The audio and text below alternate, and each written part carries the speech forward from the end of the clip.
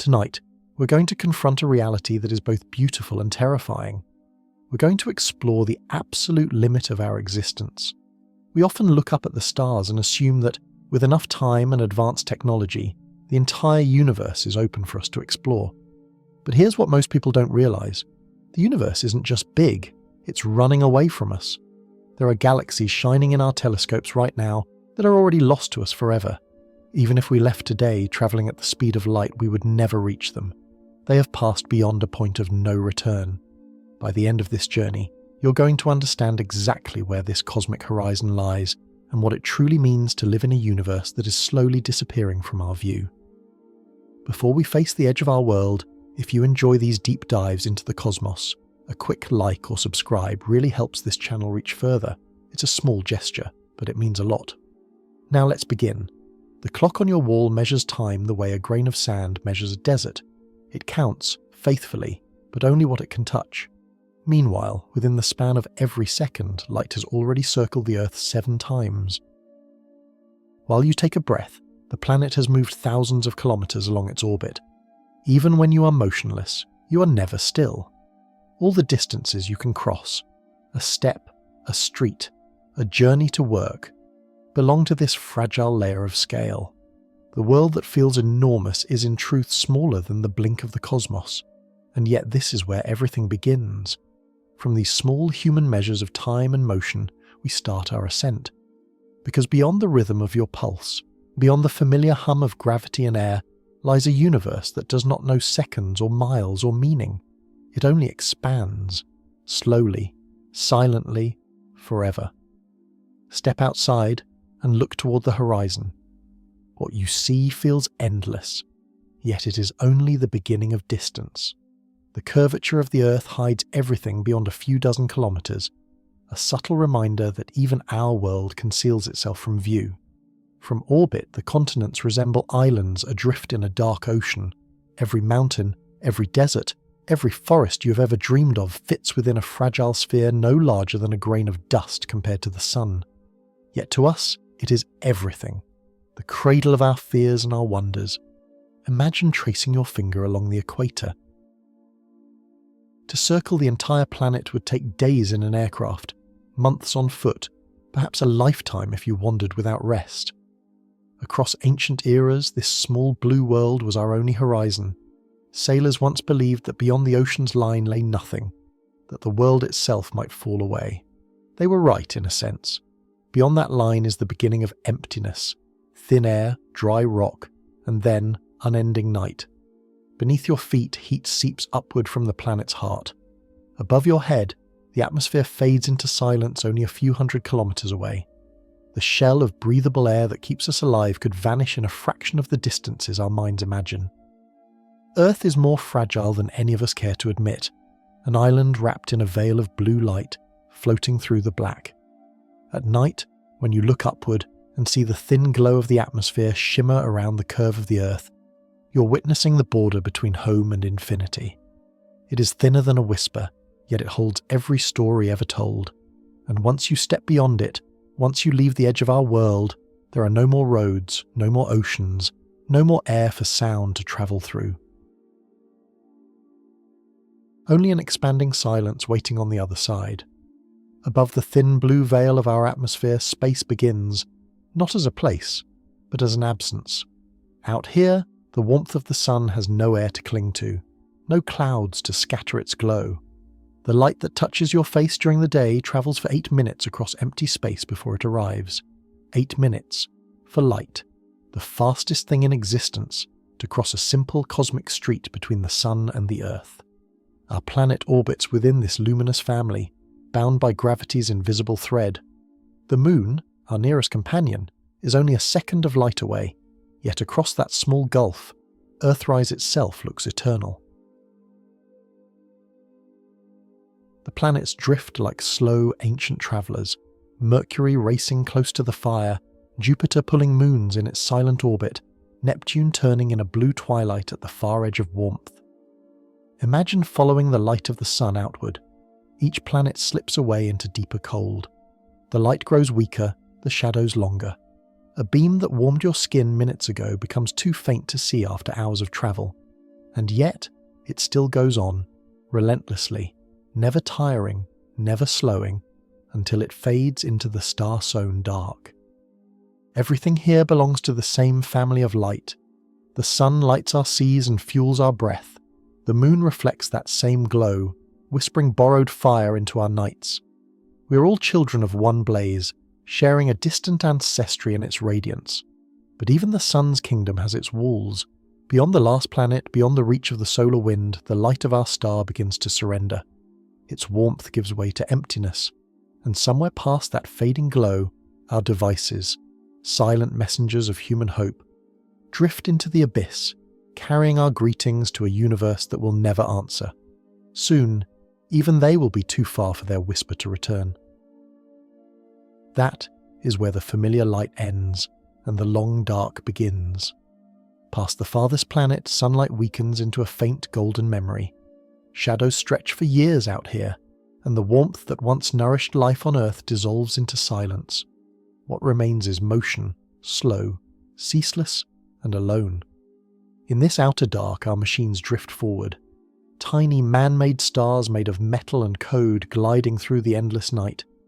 They still carry within them the fingerprints of their makers, fragments of voices and music pressed into gold. Each is a bottle tossed into a cosmic sea, propelled by nothing but the memory of our desire to reach beyond what we can touch. Out here, distance becomes hunger. Every signal that leaves these voyagers takes hours, even days to return to us. Their voices grow fainter, slower. One day they will fall completely silent, their power fading like embers on the wind. Yet in their silence, there is dignity. They move without purpose now, guided only by the eternal geometry of the stars. Between our star and the next lies an ocean so vast that even light itself, swift and relentless, spends years crossing it. Imagine that. A beam leaving the sun today will reach the nearest star when today's children are grown and grey. The vacuum between is not empty but patient. Even dust moves like thought there, slowly, invisibly, meaninglessly. This is the region where time begins to change its flavour. Days and seasons lose significance. The rhythm of life gives way to the rhythm of orbit and decay. You could drift here for 1,000 years and never encounter a single atom of another world. Beyond the last planet, there are no more frontiers to conquer, only the soft surrender of space itself. Every direction is forward, every journey is away, and in that infinite departure lies a strange kind of peace, the realization that we were never meant to arrive. If you keep travelling beyond the last trace of our solar system, the sun itself begins to fade behind you. It becomes a single star among countless others. Bright, yes, but no longer special. The warmth that once ruled your world has become a speck trembling in the quiet sea of night. Ahead of you lies the realm of the neighbouring suns, a sparse archipelago scattered through the void. The nearest is just over 4 years away, if you could move at the speed of light. A single beam from the sun, travelling faster than any machine ever will, takes that long to reach it. 4 years for a greeting to cross the darkness, 4 more for a reply that will never come. Between these stars exists a space so empty that a single grain of dust might drift alone for centuries. Yet in that emptiness, every sun burns with the same restless energy, each surrounded by worlds we cannot see. Some blaze fiercely and die young, others smoulder softly for trillions of years, patient beyond imagination. From a distance, their light seems eternal. But every star, no matter how strong, is merely a spark caught in the slow inhale of the universe. When a star dies, its light continues to move outward, an echo travelling through eternity, passing through clouds, through dust, through us. The photons that bathe your skin each dawn are messages from a past that is still unfolding. If you could stand between the stars, you would see them as they truly are, islands adrift in a cosmic sea, each one like a candle trying to hold back an ocean of night. Our sun is only one in this vast migration, a single firefly in a field without horizon. Out here, the distances are no longer human. They have become something closer to eternity. And still, beyond these neighbours, the night deepens. Clusters of light begin to gather like distant cities, each one a galaxy, beyond any voyage we could ever make. Look up on a dark night, far from the noise of cities, and the sky unveils a pale river of light, our galaxy, the Milky Way. What looks like a cloud is not dust but billions of suns, each an ember in a vast celestial current that curls around us like a tide of stars. We live inside this immense river, near one of its quieter shores. Our sun drifts along a gentle arc between spiral arms, surrounded by a thin mist of cosmic dust and the invisible wind of ancient gravity. The entire galaxy spins slowly, like a great wheel made of light. Yet one full rotation takes hundreds of millions of years, longer than all of human history multiplied many times over. Imagine the scale of such a thing. 100 billion stars, each with their own worlds, their own moons, their own lonely skies. If every star were a grain of sand, the Milky Way would be a desert stretching across continents, and each grain would still burn, each with its own stories of birth, collapse, and renewal. In the crowded heart of our galaxy, stars are packed close together like a swarm of fireflies caught in amber. But as you move outward, the light grows sparse. Between those clusters lies silence deeper than any ocean, where gravity hums faintly and stray atoms drift for centuries without meeting. That silence is our home. The light you see in the Milky Way tonight began its journey long before humankind existed. Some of it has travelled tens of thousands of years, weaving through cosmic storms and dust clouds before reaching your eyes. When you gaze into that river, you are not looking at the present. You are seeing the ghost of what once was. We are passengers in this slow, luminous stream, trapped by its pull, carried by its motion, bound to a journey we did not choose, and beyond its shimmering edges, where the Milky Way thins into darkness, await gulfs our minds can barely begin to form, a place where even starlight loses its way. Beyond the outermost edge of our galaxy, the light begins to thin until even the faintest stars dissolve into darkness. You pass through veils of gas too delicate to measure, clouds of dust so sparse they could not fill a teacup if gathered for a lifetime, and then, suddenly, nothing. This is intergalactic space, the great silence between the islands of light. For every galaxy that shines, there are billions of kilometers of emptiness separating it from its neighbors. If the Milky Way were the size of a dinner plate, the next nearest galaxy would be another plate on the other side of the continent. Between them, only night. Here, gravity becomes a whisper. The pull from all directions balances so perfectly that you drift in almost true stillness. In this stillness, light stretches thin, bleeding toward red as the universe expands. Time itself loosens. Every pulse of light is drawn apart like the sound of a siren vanishing down an endless street. But the void is not cruel. It asks nothing, demands nothing. It is simply indifferent, a vast, cold calm that smooths away all sharp edges of meaning. Out here, there is no up or down, no dawn or dusk. The nearest atom might be 1,000 kilometers away. Yet the darkness itself glows faintly with the aftertaste of creation, a remnant haze from the birth of everything that was. If you were to drift here for eternity, the stars would not seem to move. The galaxies would glimmer faintly on the horizon, unreachable beacons scattered through the infinite sea. Their light would brush past you, never stopping, never slowing, forever carrying the memory of worlds you will never see. This is the great gulf between everything, the pause between breaths in the story of the cosmos. And across this unimaginable distance, the universe continues to expand, pulling the islands of light further and further apart, stretching them toward a silence without end. Keep drifting outward, across the silent oceans between galaxies, and shapes begin to emerge in the dark. First as scattered lights, then as threads, vast tendrils of brilliance weaving through the nothing. What you see are not single galaxies, but entire clusters bound together by invisible gravity, stretching across distances so immense that light needs hundreds of millions of years to cross from one side to the other. This is the great architecture of the cosmos, a web of luminous walls and empty voids, as though the universe itself were frozen mid-breath. Galaxies flow through these threads like embers in a draught, drawn together by the faint pull of the dark. Between them lie chasms where almost nothing has ever existed, regions so wide and so empty that entire civilizations could rise and fall within their silence, and the universe would not notice. The wall of creation, as some call it, is not a single place but a pattern, the fossil of ancient sound that once rippled through the newborn cosmos. When the universe was young, it rang with pressure and heat, waves of light and matter colliding in a dense, glowing fog. Those ripples grew into the structure we see now, vast as time itself. The echoes have cooled, but the pattern remains, a map of how everything came to be. From this scale, galaxies are no longer islands, but grains of dust forming filaments across eternity. What once seemed infinite reveals itself as fragile, delicate, and oddly familiar, like the threads of neurons in a cosmic mind, each connection stretching across billions of light years. And yet even this grand structure has an end. Beyond these walls there is no pattern left to follow. The clusters fade into the last drizzle of starlight, and beyond that, to the very limit of our vision, there lies only dimness. A horizon not of land or sea, but of time itself, where the light of creation runs out.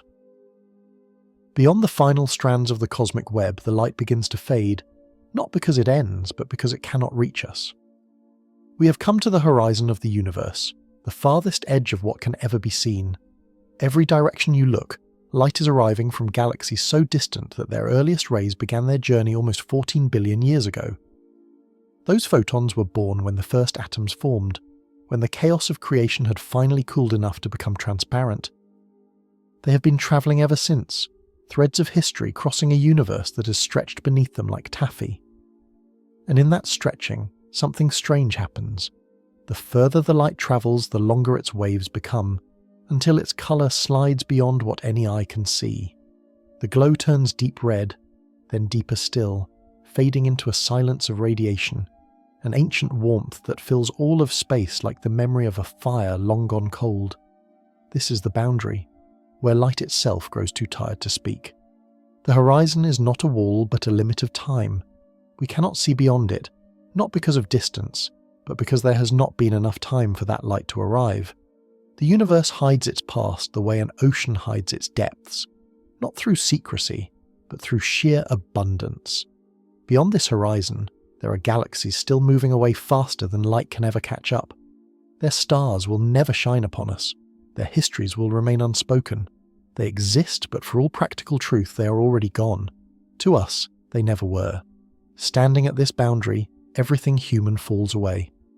Language, memory, even curiosity begin to lose weight. Here, the scale of the cosmos becomes incomprehensible and yet impossibly peaceful. The great story continues without us, written in distances we will never cross, in light that will never arrive. Beyond this point lies the unreachable, an infinite silence that marks the true edge of what we can ever know. There is a place beyond the cosmic horizon where the universe continues without us, a place where expansion outruns light itself, where even the fastest signal can never bridge the growing gulf. What lies beyond is not hidden, it is simply unreachable, forever slipping farther with every passing moment. Out there, light no longer binds things together. Galaxies drift into isolation, becoming islands sealed within their own horizons. Over endless ages each will fade, its stars dying one by one until only remnants remain, small embers glowing against the dark sea of space. Eventually even those embers will cool, their light swallowed by the widening night. In the far future, matter itself will surrender. The great engines of the cosmos, stars, planets, atoms, will decay into a thin haze of particles spread so evenly that no structure can ever form again. The universe will not end with a bang or a final collapse, but with a sigh so vast and so slow that it will pass unnoticed. Time will stretch, but meaning will not. Beyond the reach of light, there are no more journeys, no more directions. Motion loses purpose, and distance becomes indistinguishable from stillness. It is not emptiness, but completion, the moment when every echo has faded and the universe rests in perfect quiet. And yet, in this final silence, there is beauty. What began as chaos has become peace. The same laws that forged stars and sculpted galaxies also allow them to fade gracefully into the tranquil dark. In that vast unmaking, there is no tragedy, only balance. When you think of it, everything you have ever loved, feared, or dreamed of exists within a narrow window between nothingness and infinity. You inhabit one small spark in the brief, luminous interval when the cosmos can still see itself. Beyond that, the abyss waits, calm and eternal. The limit of our reality is not a boundary to mourn, but a mirror reminding us of our place. We are fleeting patterns of thought within a universe that will one day forget it ever thought at all. And yet, for this moment, this blink within eternity, we are here. And that, against the silence of forever, is enough. We often speak of the universe as an endless open ocean, a place where, given enough time, we might sail to any shore. But this is a lie. Gravity is not just an anchor, it is a cage. You reside in a small archipelago of galaxies known as the local group. It includes the Milky Way, the Great Spiral of Andromeda, and a scattering of smaller satellite dwarfs. These are the only islands that will ever truly be ours. Bound together by their mutual weight, they dance in a slow, tightening spiral, destined to merge into a single, massive ellipse of light billions of years from now. But look beyond them. Look past Andromeda's glow to the faint smudges of other clusters deep in the void. Those lights are leaving. The space between our cluster and the rest of the universe is stretching, expanding relentlessly. Every second the distance grows. Every second the path becomes longer. There is a cosmic horizon drawing in around us, a boundary determined not by walls, but by speed. The distant galaxies are being carried away by the expansion of space faster than their light can reach us, faster than any ship could ever travel. We are living in a time of illusion. When we look up, we see a universe filled with neighbours, but if you were born billions of years in the future, the sky would look very different. The distant clusters would have slipped away over the horizon of visibility. The night would be empty, save for the stars of our own merged galaxy. Future civilizations will look out and see nothing but endless dark. They will believe the universe ends at the edge of their own galaxy. They will be alone in a way we can scarcely imagine, trapped in a solitary patch of light while the rest of creation rushes away into oblivion. We are not citizens of an infinite cosmos. We are prisoners on a drifting raft, and the shore is already receding from view. Turn your gaze back to the river of light we call home. The Milky Way is beautiful, a band of diamond dust stretched across the night. But have you ever considered that this beauty is also a blindfold? We sit inside the disk of our galaxy, like a sailor trapped in the hull of a ship, trying to see the ocean through the timber. The very density of stars and dust that makes our night sky wondrous also blocks our view of what lies beyond. Astronomers call this the zone of avoidance. It is a slice of the universe comprising nearly 20% of the sky, completely hidden behind the thick curtains of interstellar dust. We cannot look through it. Visible light cannot penetrate it. It is a blank spot in our map of reality. Behind that veil, entire clusters of galaxies drift in the dark. Supernovas explode, civilizations might rise and fall, and ancient structures span millions of light years, all happening right now, just behind the wall of our own backyard. But to us, they are invisible. We feel them though. We can detect the ghostly tug of gravity pulling us towards something massive hidden in that blind spot. Something enormous is lurking there, reeling us in, but we cannot see its face. This is the irony of our position.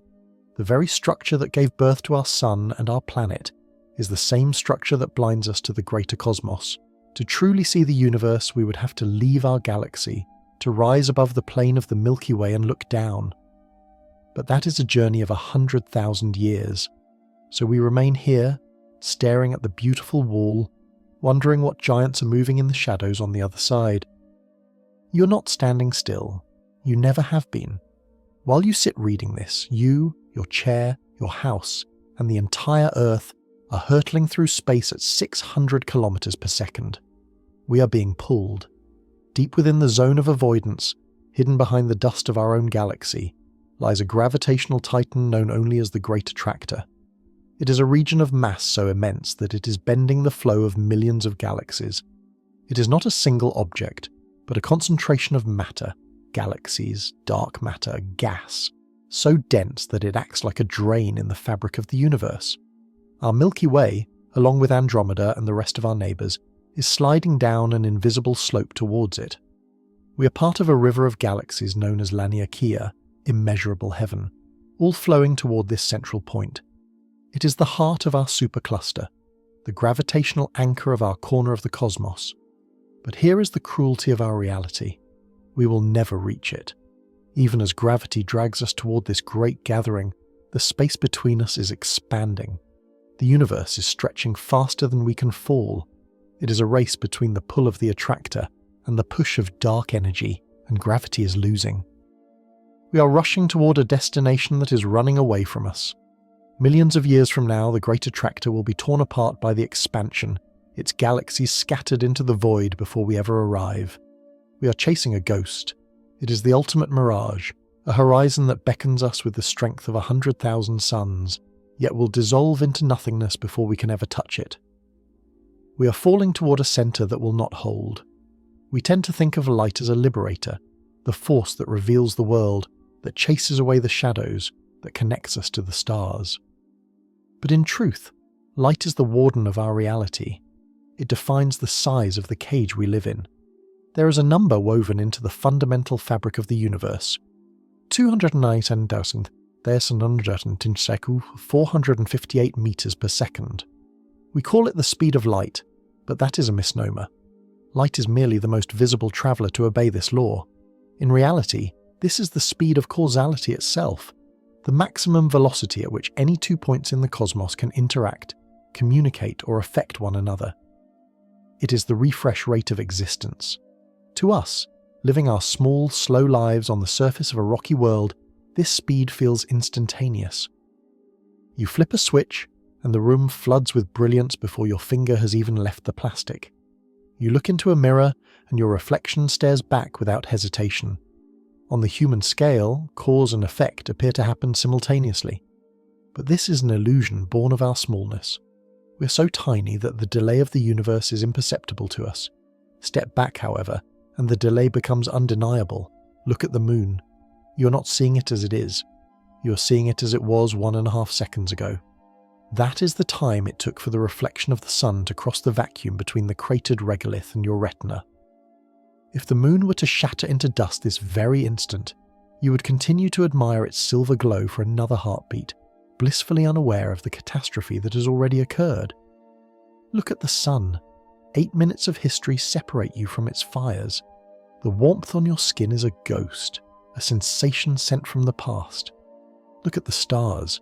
You're gazing into deep time, witnessing empires of gas and fusion that may have burned out 1,000 years before you were born. The universe is never truly now. There is no such thing as a simultaneous present across the cosmos. The now you experience is a private bubble, a local phenomenon that cannot extend faster than that cosmic speed limit. If a star explodes on the other side of the galaxy, and no light or gravity has reached us yet, did it happen? For us, no. It is not real until the information arrives. Reality propagates like a ripple in a pond, and the pond is impossibly wide. This speed limit is the ultimate frustration of space travel. Even if we could build a ship that defied inertia, a vessel that could skim the very edge of this limit, 99.99% of light speed, we would still be crawling. To cross our own galaxy would take 100,000 years. To reach the next galaxy would take millions. At the universe's scale, light does not rush. It crawls. It inches painfully across the void, a slow-moving messenger in a kingdom too vast to rule. This is the speed limit of causality. It means that we are forever trapped in our own past, disconnected from the true state of the universe. We can never know what the cosmos looks like right now. We can only collect the postcards it sent eons ago, piecing together a history of things that are already gone. The universe is not a live broadcast. It is a delayed transmission, and the further we look, the more the audio drifts out of sync with the picture. We are isolated not just by distance, but by time. Every look upward is an act of archaeology, and no matter how fast we race, we can never catch up to the present moment of a distant star. We are locked in a bubble of here and now, and the walls of that bubble are made of the speed of light. Walls we can never breach, no matter how desperately we wish to touch the world beyond. If you could stand at the very edge of human vision and look out into the deepest dark, you would notice something unsettling. The universe is not just receding from us, it is changing colour. We perceive the cosmos as a tapestry of white diamonds on black velvet, but this is a trick of our biology. Our eyes evolved to see the light of our own sun, a yellow-white star. We're tuned to a specific narrow frequency of reality. But the universe does not care about our biology. As it expands, it stretches everything within it, including the fabric of light itself. Imagine a wave of blue light leaving a distant galaxy, heading toward Earth. As it travels across the void for billions of years, the space beneath it expands. The wave is pulled apart, its peaks and valleys stretching wider and wider. What began as a fierce high-energy blue is slowly dragged down the spectrum, into green, then yellow, and finally into a deep, dull red. This is the redshift. It is the universe's way of dimming the lights as the room gets bigger, but the stretching does not stop at red. At the farthest reaches of our vision, the expansion is so rapid that the light is pulled beyond the visible spectrum entirely. It slips into infrared, the realm of heat, invisible to your eyes but felt as a faint warmth by our machines. Then it stretches further into microwaves, and finally into long, lazy radio waves. There is a horizon out there, a boundary known as the surface of last scattering. It is the wall of fog from the early universe, the afterglow of the Big Bang itself. To our telescopes, it looks like a wall of fire, but because of the expansion, that fire has cooled and stretched until it is nothing more than a static hum, the cosmic microwave background. This is the oldest ghost in existence, a snapshot of the universe when it was merely a newborn, before the first star ever ignited.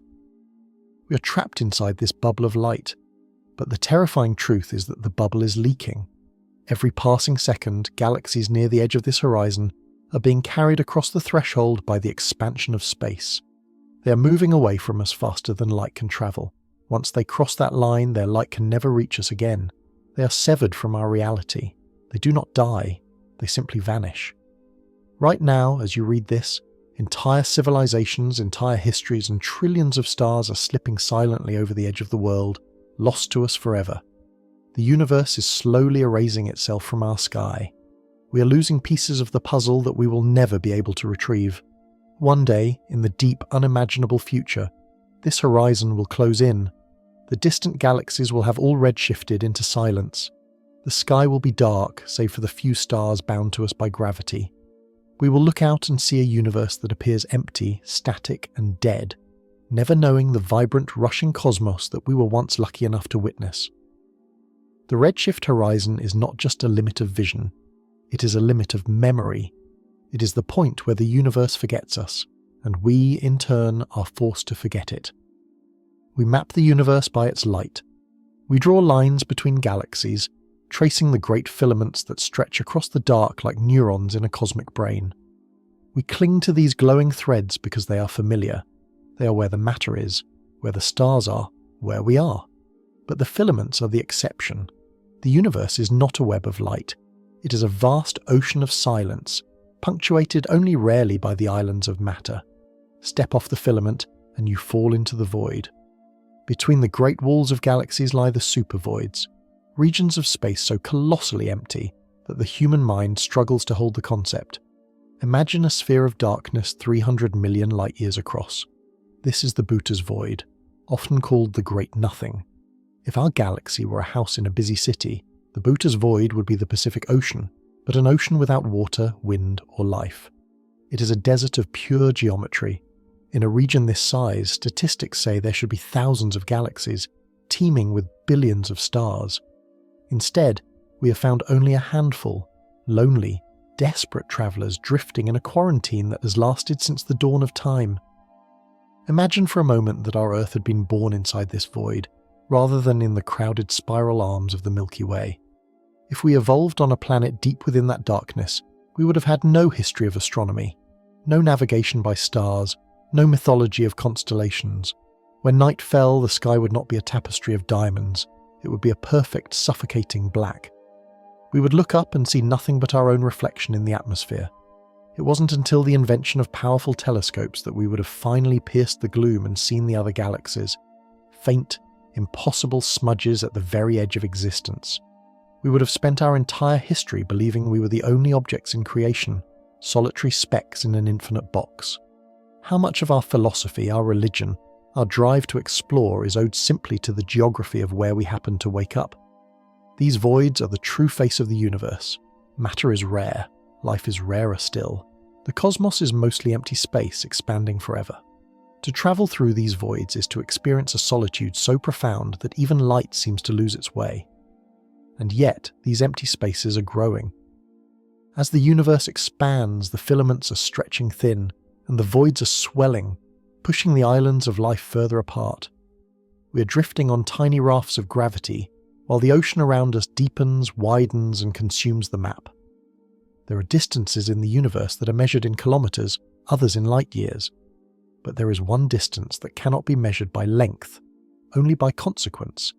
It is the distance between here and gone. Deep in the centers of galaxies, gravity knots itself so tightly that it tears a hole in the fabric of the world. These are the black holes, the silent architects of the dark. To approach one is to witness the dismantling of reality itself.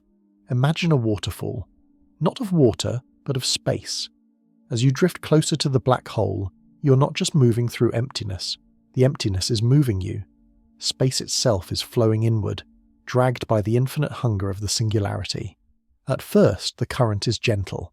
You could turn your ship around, fire your engines, and escape back into the calm sea of the stars. But there is a line, a silent, invisible sphere surrounding the dark heart. This is the event horizon. It is the point of no return. It is the precise boundary where the river of space begins to flow faster than light itself. Cross this line, and the universe behind you ceases to be a destination. It becomes a memory. No matter how fast you travel, no matter how powerful your engines, you can never go back. To move outward is to swim upstream against a current that exceeds the speed limit of the cosmos. Inside this boundary, all paths lead down. Directions like left, right, up, or down no longer exist. There is only in. From the outside, you would simply freeze. To a distant observer watching your fall, you would never actually cross the line.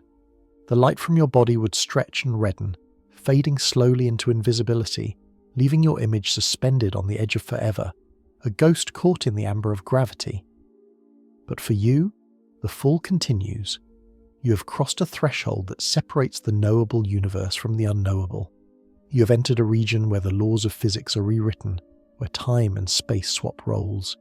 Here, the future is no longer a time, it is a place, the singularity waiting in the dark. The event horizon is the absolute limit of contact. It is the wall between the story of the universe and the silence that follows. It is the one distance that can never be retraced, the final door that locks from the outside. Before you reach the final darkness, there is a ring of light, a place where the universe plays its last, most disorienting trick on the mind. Hovering just 50% farther out than the event horizon lies a boundary known as the photon sphere. Here, gravity is not yet strong enough to swallow light, but it is too strong to let it escape. The result is a trap made of pure geometry. Light, which has travelled in straight lines since the dawn of time, is forced here to surrender. It bends, it curves, it locks into a perfect, eternal orbit around the black hole. Imagine drifting in this space. It is the only place in the cosmos where you can look forward and see the back of your own head. The light reflecting off your shoulders travels outward, is caught by the gravity, whips around the circumference of the hole, and returns to your eyes from the front. You're standing in a hall of mirrors, but there is no glass, only the curvature of space itself. You're surrounded by infinite ghosts of your own image, a carousel of yourself spinning against the dark. But it is not just you. This sphere is a library of ancient light. Photons that passed by this black hole millions of years ago might still be trapped here, circling endlessly, waiting for an eye to intercept them. If you could look closely enough, you might see images of stars that died before the Earth was born, their light caught in a gravitational eddy, preserved in a circle of suspended time. The view here is a paradox. Above you, the universe is condensed into a bright, distorted cap of starlight. Below you, the black hole eats the sky, a perfect sphere of absolute nothingness. And in the middle, this thin band of trapped brilliance, a ring where the past and the present overlap. Yet, this is a fragile place. The orbit of light here is razor-thin and unstable. It is like balancing a needle on its point. If a photon deviates by a hair's breadth, it will either spiral out into the void to travel the universe, or spiral in to be lost forever in the dark. Nothing stays here for long. It is a transient purgatory for illumination. In the photon sphere, reality is no longer a window you look through. It is a loop. It is a reminder that even light, the fastest and freest thing in existence, can be tamed, bent, and forced to chase its own tail in the dark. We have now crossed the horizon. The universe we knew, the world of stars, light, and open possibilities, is gone. It has been replaced by a reality that is tightening around you like a closing fist. You're falling into the dark heart of the gravity well, and here, the very definitions of existence begin to betray you. In the world above, you could move left or right, up or down. You could choose your direction. But inside this abyss, space has been twisted so violently that all roads lead to the same destination. No matter which way you turn, no matter how hard you fight, you are moving toward the center. To try and move away is as impossible as trying to move backward in time to yesterday. The center is no longer a location in space. It has become a moment in your future. It is waiting for you as inevitably as next Tuesday. As you fall, the tidal forces begin to take hold. Gravity pulls at your feet with infinitely more strength than it pulls at your head. You are stretched, drawn out into a thin stream of matter, unraveling like a thread pulled from a sweater. This is not destruction in the way we understand it. It is a fundamental reordering. Your atoms are being prepared to enter a place where structure cannot exist, and then you reach it. The singularity. It is a point of zero volume and infinite density, a mathematical impossible knot where the fabric of reality is pinched so tight it punctures. Here, the laws of physics that have governed the cosmos for billions of years simply stop working. The rules of cause and effect, of energy and mass, of time and distance, they all shatter. Mathematics gives us an error message. Our equations predict infinite curvature, infinite heat, infinite weight. It is the place where God divides by zero. What lies at this point? We do not know. Some believe it is a gateway, a bridge to another universe or a wormhole to a distant time. Others believe it is a dead end, the final graveyard of information where everything that falls in is crushed out of existence, deleted from the hard drive of reality. But perhaps it is something stranger. Perhaps distance here loses its meaning entirely. In the singularity there is no far and no near. Every point overlaps. It is the ultimate collapse of the concept of separation. To touch the singularity is to touch the limit of knowledge itself. It is the one place in the universe where the question, what happens next, has no answer. It is the period at the end of the sentence of space-time. For centuries, we believed that gravity was the master of the universe. We thought that the mutual attraction of matter would eventually slow the expansion of the cosmos, perhaps even pulling everything back together in a great final embrace. We were wrong.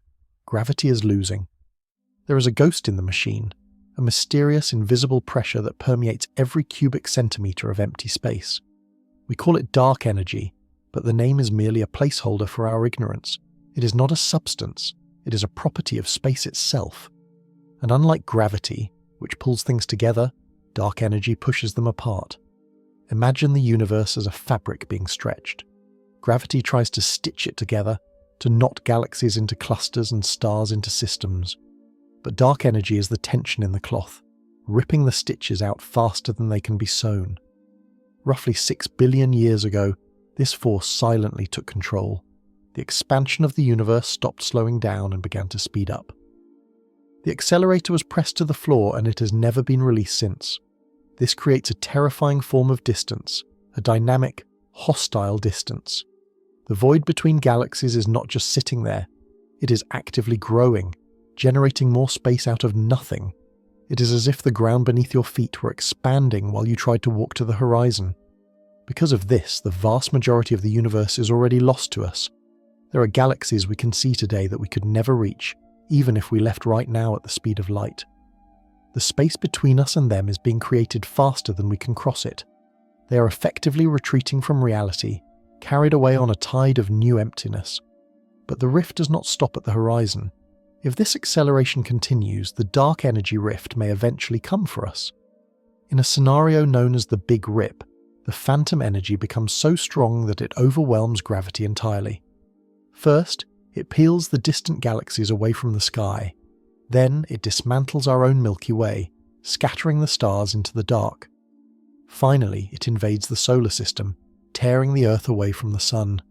In the final moments, the rift would descend to the human scale. The space between your molecules, the space between the atoms in your blood, it would all expand explosively. The very structure of matter would be torn asunder by the sheer force of emptiness. We live in a universe that is seemingly designed to isolate itself. Dark energy ensures that the ultimate fate of the cosmos is one of profound separation. It is the antithesis of connection. It is the force that guarantees that, in the end, no two things will ever touch again. The silence will not just be empty, it will be absolute. We have travelled to the edge of the cosmos, to the dark horizons where light fades and galaxies crumble. But the greatest distance of all is not the one measured in light years. It is the one that sits right here, hiding in plain sight. Look at your hand. Turn it over. Flex your fingers. Press your thumb against your palm. It feels solid, doesn't it? It feels continuous, a seamless piece of matter that belongs to you. The world around you, the chair you sit on, the walls that shelter you, the ground beneath your feet, it all feels substantial, a heavy, reassuring reality. But this is a deception. The solidity of the world is the greatest illusion your mind has ever accepted. If we were to shrink down, dissolving the scale of the human eye and entering the landscape of the quantum, we would find that solid is a meaningless word. Imagine an atom. We are taught to think of it as a small, hard ball, like a marble. But if you were to blow a single atom up to the size of a massive sports stadium, the reality becomes terrifyingly clear.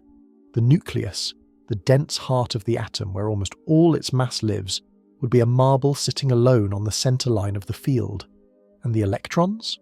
They would be tiny gnats buzzing in the highest nosebleed seats, flashing in and out of existence in the rafters. And between the marble and the gnats, nothing. There is no air, no fluid, no substance. There is only a howling electromagnetic void. The distance between the nucleus and its electrons, relative to their size, is vast. It is an abyss as deep and as lonely as the space between stars. If you removed all the empty space from the atoms that make up the entire human race, all 8 billion of us, we would fit inside the volume of a single sugar cube. The rest of us, the towering cities, the mountains, the oceans, your own body, is 99.9999% emptiness. 9%. We are not made of stuff. We are made of space. You are a walking ghost, a collection of void held together by energy fields. The only reason you cannot walk through walls, the only reason you do not fall through the floor toward the centre of the earth, is not because you are solid, but because the emptiness inside you repels the emptiness inside the floor. You are a cloud of forces pretending to be a person. We look out at the universe and feel small because of the vast stretches of nothingness between the galaxies. But we forget that we carry that same nothingness inside us. We are hollow. The darkness of space is not just something we travel through. It is the very thing we are built from. This is perhaps the most intimate distance of all. It is not measured in light years or parsecs, but in angstroms. It is the distance between you and the person you love, even when you are holding them in your arms. Think of the sensation of touch, the roughness of stone, the coolness of water, the warmth of another human hand. It feels absolute, doesn't it? It feels like a connection, a bridging of the gap between self and other. We define our relationship with reality by what we can handle, what we can grasp, what we can press against our skin. But physics has a colder truth. You have never touched anything in your life. At the atomic scale, matter is guarded by a ferocious gatekeeper known as the electromagnetic force. Every atom is wrapped in a shell of negatively charged electrons, and as you know from magnets, like charges repel. When you reach out to press your finger against a wall, the electrons in your skin are not colliding with the electrons in the plaster, they are pushing against them. Long before the atoms can actually meet, the electromagnetic repulsion becomes so intense that it halts your motion completely. What you perceive as the sensation of touch, the pressure, the texture, the resistance, is merely the force of your own atoms being repelled by the field of another object. You are feeling the magnetic resistance of a boundary you cannot cross. You are hovering. Everywhere you go, you're floating on a microscopic cushion of force. When you sit in a chair, you are levitating a fraction of a nanometer above the seat. When you walk, your feet never truly graze the ground. You glide over it, suspended by the invisible strength of the Coulomb force. We are trapped in suits of armor made of energy. We are encased in force fields that ensure we remain forever separate from the world around us. To truly bridge this gap, to force two atoms to actually touch, nucleus to nucleus, would require energy beyond the scale of human life. It requires the heat and pressure of a star. And in that moment of true contact, the structure of both atoms would be destroyed. To truly touch is to annihilate. So we are left with this beautiful, tragic compromise. We can come close, impossibly, agonizingly close, but we can never cross the final divide. Even in your most tender moments, when you press your forehead against another's, there remains an unbridgeable chasm between you. A tiny, infinite distance that keeps your atoms apart, ensuring that while you may be together, you are always physically alone. If we could shrink past the atoms, past the swirling clouds of electrons, and even past the dense nuclei at their centers, we would eventually reach a limit. We tend to think of space as a smooth, continuous fabric, a canvas that stretches infinitely in all directions without seam or tear. We imagine that no matter how small you go, you can always go smaller. But the universe is not smooth, it is pixelated. There is a hard flaw to reality, a fundamental grain to the cosmos known as the Planck length. It is a distance so incomprehensibly small that comparing it to an atom is like comparing a single grain of sand to the entire observable universe. It is the absolute minimum unit of length, the precise point where the concept of distance ceases to have any meaning. Imagine zooming into a high-resolution photograph. At first, the image looks perfect, continuous. But if you keep magnifying, eventually the curves become jagged blocks. The smooth gradients break down into individual squares of colour. The illusion of continuity shatters, revealing the grid beneath. The universe works the same way. Down here, at the scale of 10 to the power of negative 35 meters, the geometry of space-time begins to dissolve. Below this limit, you cannot measure anything. To measure a distance smaller than the Planck length would require a photon of such high energy that it would instantly collapse into a microscopic black hole, swallowing the very information you were trying to find. The universe literally forbids us from seeing any deeper. It draws a curtain across the bottom of the world. This means that reality is not analog, it is digital. You cannot move smoothly from one point to another. At the most fundamental level, existence is a series of jumps. You teleport from one Planck pixel to the next, never occupying the space in between because there is no space in between.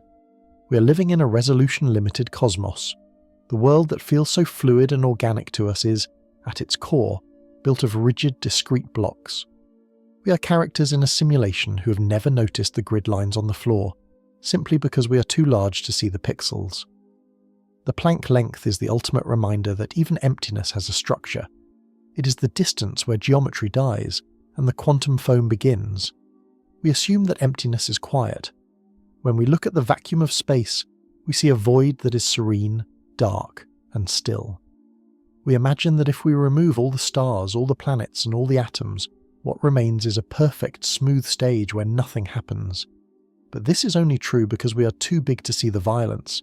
If you were to shrink down beyond the size of an atom, past the electrons, and finally crash through the floor of the Planck length, you would not find a silent void. You would find a storm. At this scale, the fabric of space-time is not a smooth sheet. It is a boiling, frothing turbulence known as quantum foam. Imagine flying high above an ocean. From 30,000 feet, the water looks like a polished blue mirror, flat, consistent, and calm. But if you were to fall, to drop right down to the surface, that smoothness would vanish. You would see crashing waves, white caps, spraying foam, and deep, churning troughs. The flatness was merely an illusion of distance. Space is exactly the same. The smooth geometry we live in, the left, right, up, down that feels so reliable, is merely the calm surface of a much deeper, much more violent ocean. Down in the foam, the laws of cause and effect are suspended. Here, space does not sit still. It twists, knots, and tears. Microscopic wormholes open and snap shut in fractions of a second too small to measure. Dimensions curl up and unfurl like dying flowers. It is a kaleidoscope of geometry where distance is a fluctuating variable, constantly reshaping itself. And it is not empty. The vacuum is teeming with ghosts. In this froth, particles of matter and antimatter are constantly popping into existence out of nothingness. They borrow energy from the universe, live for a fleeting instant and then collide, annihilating each other in a flash of invisible fire, returning their debt to the void. This happens everywhere, all the time. Right now, in the empty air in front of your face, billions of these virtual particles are born and dying in a cycle of eternal resurrection. The space you move through is seething with this hidden activity. We are floating on top of this chaos. Every solid object, every planet, every person is like a raft drifting on a sea that is boiling just beneath the waterline. It is a terrifying realization. Stability is not the natural state of the universe. The natural state is turbulence. The seemingly solid world we inhabit is a rare emergent miracle, a calm layer of reality balanced precariously on a foundation of absolute anarchy. We are shielded from this storm only by our own immensity. We are giants walking on a roiling sea, too large to feel the waves that are constantly crashing against the bottom of our reality. We like to believe that the universe is crisp. We imagine that if we had a powerful enough microscope, we could zoom in on a single particle, an electron perhaps, and point to it. We would say, it is exactly here, and it is moving exactly this fast. We trust that reality is a map where every coordinate is fixed, waiting to be read. But the universe is not a map. It is a fog. At the heart of the quantum world lies a rule that forbids us from ever truly knowing the state of reality. This is the uncertainty principle. It is not a failure of our tools. It is a failure of nature itself to decide where it stands. The rule is simple but devastating. You can know where a particle is, or you can know where it is going, but you can never know both. Imagine trying to take a photograph of a speeding car. If you use a fast shutter speed, you get a sharp image of the car. You know exactly where it is, but its motion is frozen. You have lost the sense of its speed. If you use a slow shutter, you see the blur of motion. You know how fast it is going. But the car itself is a smear, its position lost in the streak. In our world, this is just a limitation of the camera. In the quantum world, it is a law of existence. The more precisely you pin down the position of a particle, the more violently its momentum fluctuates. If you try to trap an electron in a box to see exactly where it is, its speed becomes so uncertain that it might suddenly have enough energy to be anywhere in the universe. It is as if reality protects its secrets by blurring the details the closer you look. This creates a new kind of distance, the distance between information and certainty. We are separated from the true nature of the world by a veil of probability. We do not live in a universe of hard objects and definite paths. We live in a universe of maybes. The chair you're sitting on is not a collection of static points. It is a swarm of probabilities, a cloud of particles that are only mostly there. Deep down, matter has no precise location. It only has a likelihood of being found. Until the moment of interaction, the particle is everywhere and nowhere at once, a ghost spreading out like a ripple in a pond. This is the final irony of our quest for control. We built our civilization on precision, on clocks that never skip a beat, on maps that guide us to the meter, on structures engineered to the millimeter. But the foundation of it all, the very bedrock of existence, is a trembling, uncertain haze. We are creatures of certainty living in a world of chance. The closer we reach toward the absolute truth of here and now, the more the universe slips through our fingers like smoke. We are forbidden from ever holding the whole picture in focus at once. We tend to think of the past as a finished book, a complete static library of everything that has ever happened, resting just behind us. We believe that if we had a powerful enough telescope, we could look back and see it all. But the universe denies us even this. You're not connected to the entire past. You're connected only to a thin, fragile sliver of it. In physics, this wedge of reality is called the past light cone. Imagine a cone extending backward from your eyes, widening as it reaches deeper into the universe. Its sides are defined by the speed of light.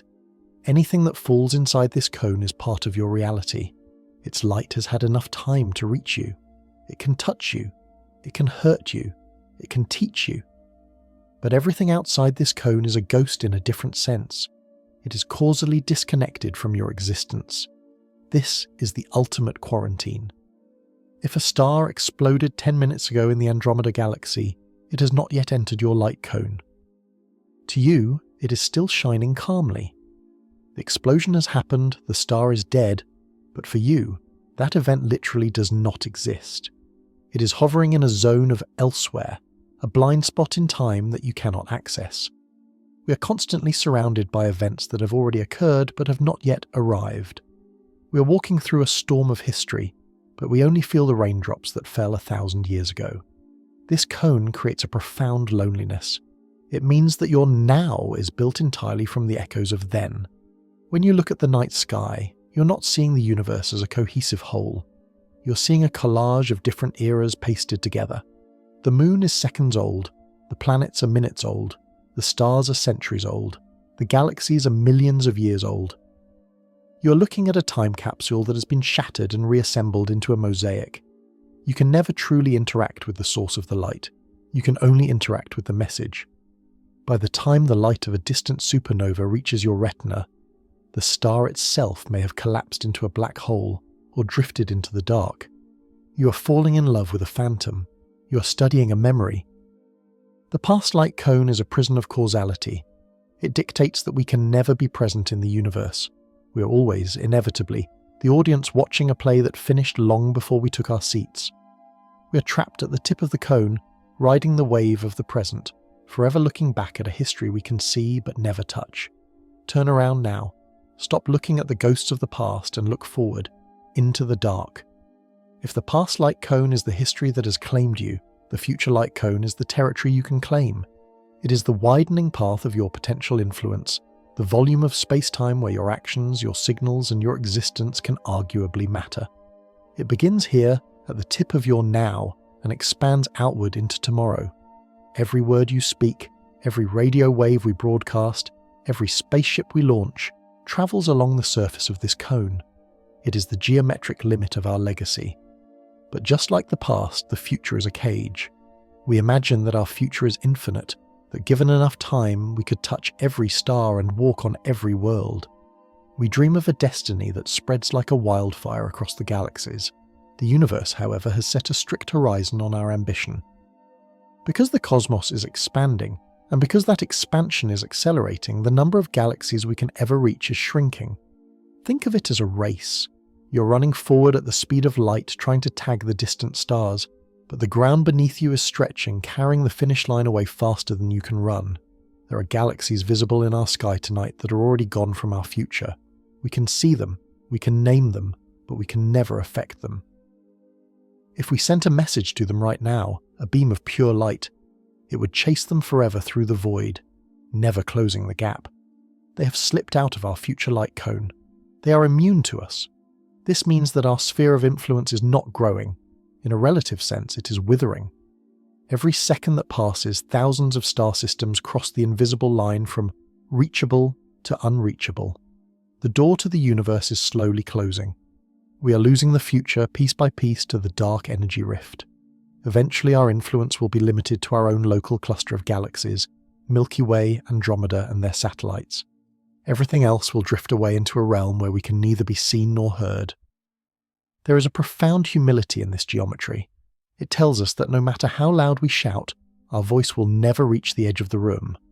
We're shouting into a hurricane that carries our words backward. The future light cone defines the maximum size of our story. It is a boundary that says, this far you may go, and no further. We are not the masters of an infinite void. We are the gardeners of a small walled plot in a city that is moving away from us. And the most terrifying realization is not that we are small, but that the walls are getting higher every day. We comfort ourselves with the idea of legacy. We build monuments, we write books, we carve our names into stone, believing that even if we die, the evidence of our existence remains. Physics, in its own cold way, has always supported this hope. According to the fundamental laws of quantum mechanics, information is immortal. You can burn a letter, shred a hard drive, or smash a valse into dust, but you never actually destroy the information of what it was. If you could gather every particle of ash, every wisp of smoke, and every photon of heat released by the fire, you could, in theory, reverse the math and reconstruct the letter. The universe shuffles the deck, but it never throws away the cards, until we look at a black hole. Here lies the deepest and most disturbing distance of all, the gap between reality and memory. When matter falls across the event horizon, it is removed from our observable universe. But the problem arises when the black hole begins to die. Over eons, black holes slowly evaporate, bleeding away their mass in the form of faint radiation, Hawking radiation. The cruelty is in the details. This radiation seems to be random, a hiss of thermal noise with no pattern, no history, and no memory. It carries no record of what fell inside. So, imagine you throw a diary into a black hole. It crosses the horizon and is lost to the dark. Billions of years pass. The black hole slowly dissolves into radiation, shrinking and shrinking until it finally pops out of existence. Where is the diary? The matter is gone. The energy has radiated away. But the story, the specific arrangement of atoms that made those words, that described your days, where is it? If the radiation is truly random, then the information is not just hidden. It is deleted. It is scrubbed from the ledgers of reality as if it never existed. This is the information paradox. It suggests that the universe is not a perfect library, but a shredder. If this is true, it breaks the chain of cause and effect. It means the past does not determine the future. It means that there are holes in the fabric of time where history simply leaks out and vanishes. It implies a distance that cannot be crossed by any bridge. The distance between a universe that remembers and a universe that forgets. Some physicists fight this idea. They propose that the information is somehow plastered onto the surface of the horizon, preserved like a hologram, or encoded in the radiation in ways we cannot yet read. They fight for the preservation of the past, because the alternative is too bleak to accept. For if the universe can truly forget, then there is no permanence. It means that given enough time, the cosmos will not just become empty, it will become blank. The great story of life, of stars, of you, it won't just end, it will be unwritten. The information paradox asks us the hardest question of all. If a civilization falls into the dark, and the universe deletes the memory of its fall, did it ever truly matter? Stand still for a moment and look around you. Imagine a sphere extending outward from your eyes, growing wider and wider until it encompasses the room, the city, the planet, and finally the stars. You are the center of this sphere, not because you are chosen, and not because you are special, but because of the simple geometric tyranny of light. We call this the observable universe. It is a bubble of reality approximately 93 billion light-years in diameter, with Earth sitting precisely in the middle. The walls of this bubble are defined by the age of the cosmos. We can only see as far as light has travelled since the beginning of time. Inside this sphere lies everything we can ever know. Every galaxy, every black hole, every photon that has ever touched our instruments. Outside of it lies the great unknown, the parts of the universe that are too far away for their light to have reached us yet. But here is the haunting truth. This bubble is yours alone. If you were to instantly teleport to a galaxy on the very edge of our vision, you would not see the same universe. Your bubble would shift with you. The stars we know would fade into the distance behind you, and a new veil of darkness would lift ahead of you, revealing galaxies that no human eye has ever seen. You would trade one horizon for another. You would lose our past to gain a different future. This means that the universe is not a single objective stage where we all play our parts. It is a multiverse of overlapping viewpoints.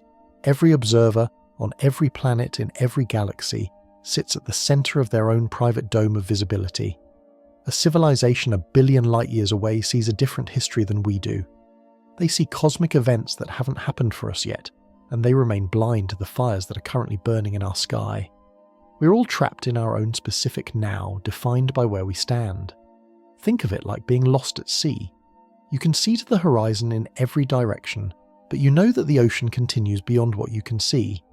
Another sailor, 100 miles away, sees a different circle of water. You share the same ocean, but you do not share the same reality. And because the universe is expanding, these bubbles are drifting apart. The overlap between us and the distant observers is thinning. There is a profound isolation in this. It implies that no two minds ever truly see the exact same cosmos. Even you and the person standing next to you are separated by a tiny, imperceptible difference in perspective. You're each the sole captain of your own observable universe, carrying your own unique horizon with you wherever you go. We live in a bubble of light that follows us, a mobile prison of visibility that dictates the limits of our world, and no matter how far we travel, we can never step outside it to see the whole. We are forever condemned to see only the piece of the puzzle that surrounds us, while the rest of the picture stretches away, unseen and unshared, into the infinite dark. We have travelled to the ends of the universe. We have stood at the edge of the local group, watched galaxies dissolve into red silence, and peered into the crushing heart of a singularity. We have measured the gaps between stars and the voids between atoms, but there is one distance left. It is not measured in light years, nor in angstroms. It is the distance between you and the world. Sit quietly for a moment. Look at the room around you, the light filtering through the window, the texture of the floor, the hum of the air. It feels immediate. It feels real. You believe that you are sitting in the world. But you are not. You're sitting inside your own head. Consider the architecture of your existence. Your brain is a soft, wet organ encased in a skull of bone, sealed in complete darkness. It has never seen the sun. It has never felt the wind. It has never touched another human being. It floats in a bath of fluid, isolated from the universe, receiving only encrypted messages from the outside. Your eyes do not see. They capture photons and turn them into electrical spikes. Your skin does not feel. It compresses nerves that send biological Morse code up your spine. Your ears do not hear. They detect vibrations that your mind translates into sound. Everything you have ever experienced, every sunset, every kiss, every moment of pain or joy, is a reconstruction. It is a simulation running inside the theatre of your mind. The colour blue does not exist in the universe. There are only wavelengths of electromagnetic radiation. Blue is a sensation your brain invents to interpret that wave. The sound of a voice is not real. It is merely air pressure moving against a drum. The sweetness of sugar is not a property of the crystal. It is a chemical key turning a lock in your brain. We live in a hallucination of our own making. We are pilot and prisoner alike, trapped in the cockpit of the skull, steering a biological vessel through a cosmos we can never truly touch. This is the final distance, the unbridgeable gap between the observer and the reality. No matter how close you get to another person, you can never truly leave your own mind to enter theirs. You can never see the world through their eyes. You can never know if their red is the same as your red. We are islands of consciousness shouting across a sea of silence, hoping that the signals we send are received and understood. We are alone in the dark, dreaming of the light. And yet, perhaps this distance is necessary. If there were no gap, if we were perfectly merged with the universe, there would be no you and no me. There would be no observer to witness the grandeur. The distances we have explored, from the event horizon of a black hole to the space between two hands, are not errors in the design. They are the stage. They are the space required for the story to happen. We are defined by our limits. We are defined by the things we cannot reach. It is the distance that gives the journey meaning. It is the separation that makes the connection possible. So look out at the stars one last time. They are far away, yes. They are receding. They are dying. But in this moment, in the private cathedral of your mind, they are burning bright. You have captured them. You have brought the infinite inside. The universe is vast, cold, and unreachable. But you are here. You are the witness. And for as long as your eyes are open, the darkness is not empty. We build our lives on the assumption of solid ground. You trust the floor beneath your feet to hold you. You trust the walls of your home to stand against the wind. You trust that the sun will rise tomorrow, burning with the same specific heat it held yesterday. But deeper than these physical trusts, there is a fundamental belief that the universe itself is stable, that the laws of nature are the bedrock, the unshakable foundation upon which the theatre of existence is built. We believe that gravity, electromagnetism, and the nuclear forces are fixed constants, eternal rules that were written at the dawn of time and will remain until the end. But what if the bedrock is not rock at all? What if the foundation of reality is actually ice, and we are skating over a deep, dark ocean we cannot see? To understand the greatest threat to our existence, we must look at the energy of empty space. In physics, systems always seek their lowest energy state. A ball on a hill will roll down until it reaches the valley floor, where it can finally rest. We believe that our universe has done this. We believe that shortly after the Big Bang, the fields that govern reality, specifically the Higgs field, which gives mass to everything you touch, rolled down the hill and settled into the lowest possible valley.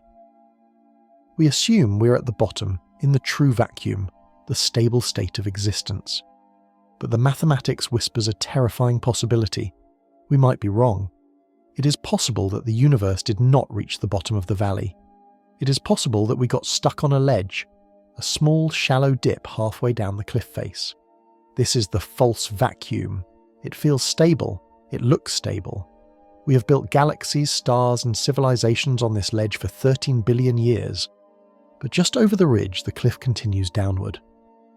Below us lies the true bottom, the state of absolute minimum energy, and the universe, in its blind, mechanical hunger for stability, wants to go there.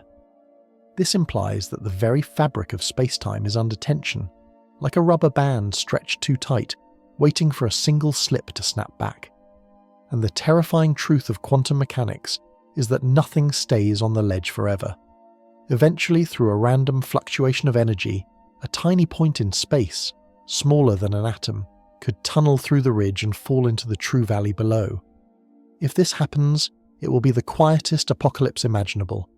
It would begin as a single bubble of true vacuum, appearing somewhere in the vast empty dark. Inside this bubble, the laws of physics would be rewritten. The constants of nature would change instantly. The Higgs field would drop to a new value, and suddenly, the rules that hold atoms together would no longer apply. Matter as we know it would become impossible. Chemistry would cease to exist. Protons would decay, and atoms would dissolve into a chaotic mist of exotic energy, and the bubble would grow. Driven by the immense energy released by the collapse of the old vacuum, the wall of this bubble would expand outward at the speed of light. It would be a sphere of absolute rewriting, a cosmic eraser moving at the maximum velocity of causality. And because it moves at the speed of light, it gives no warning.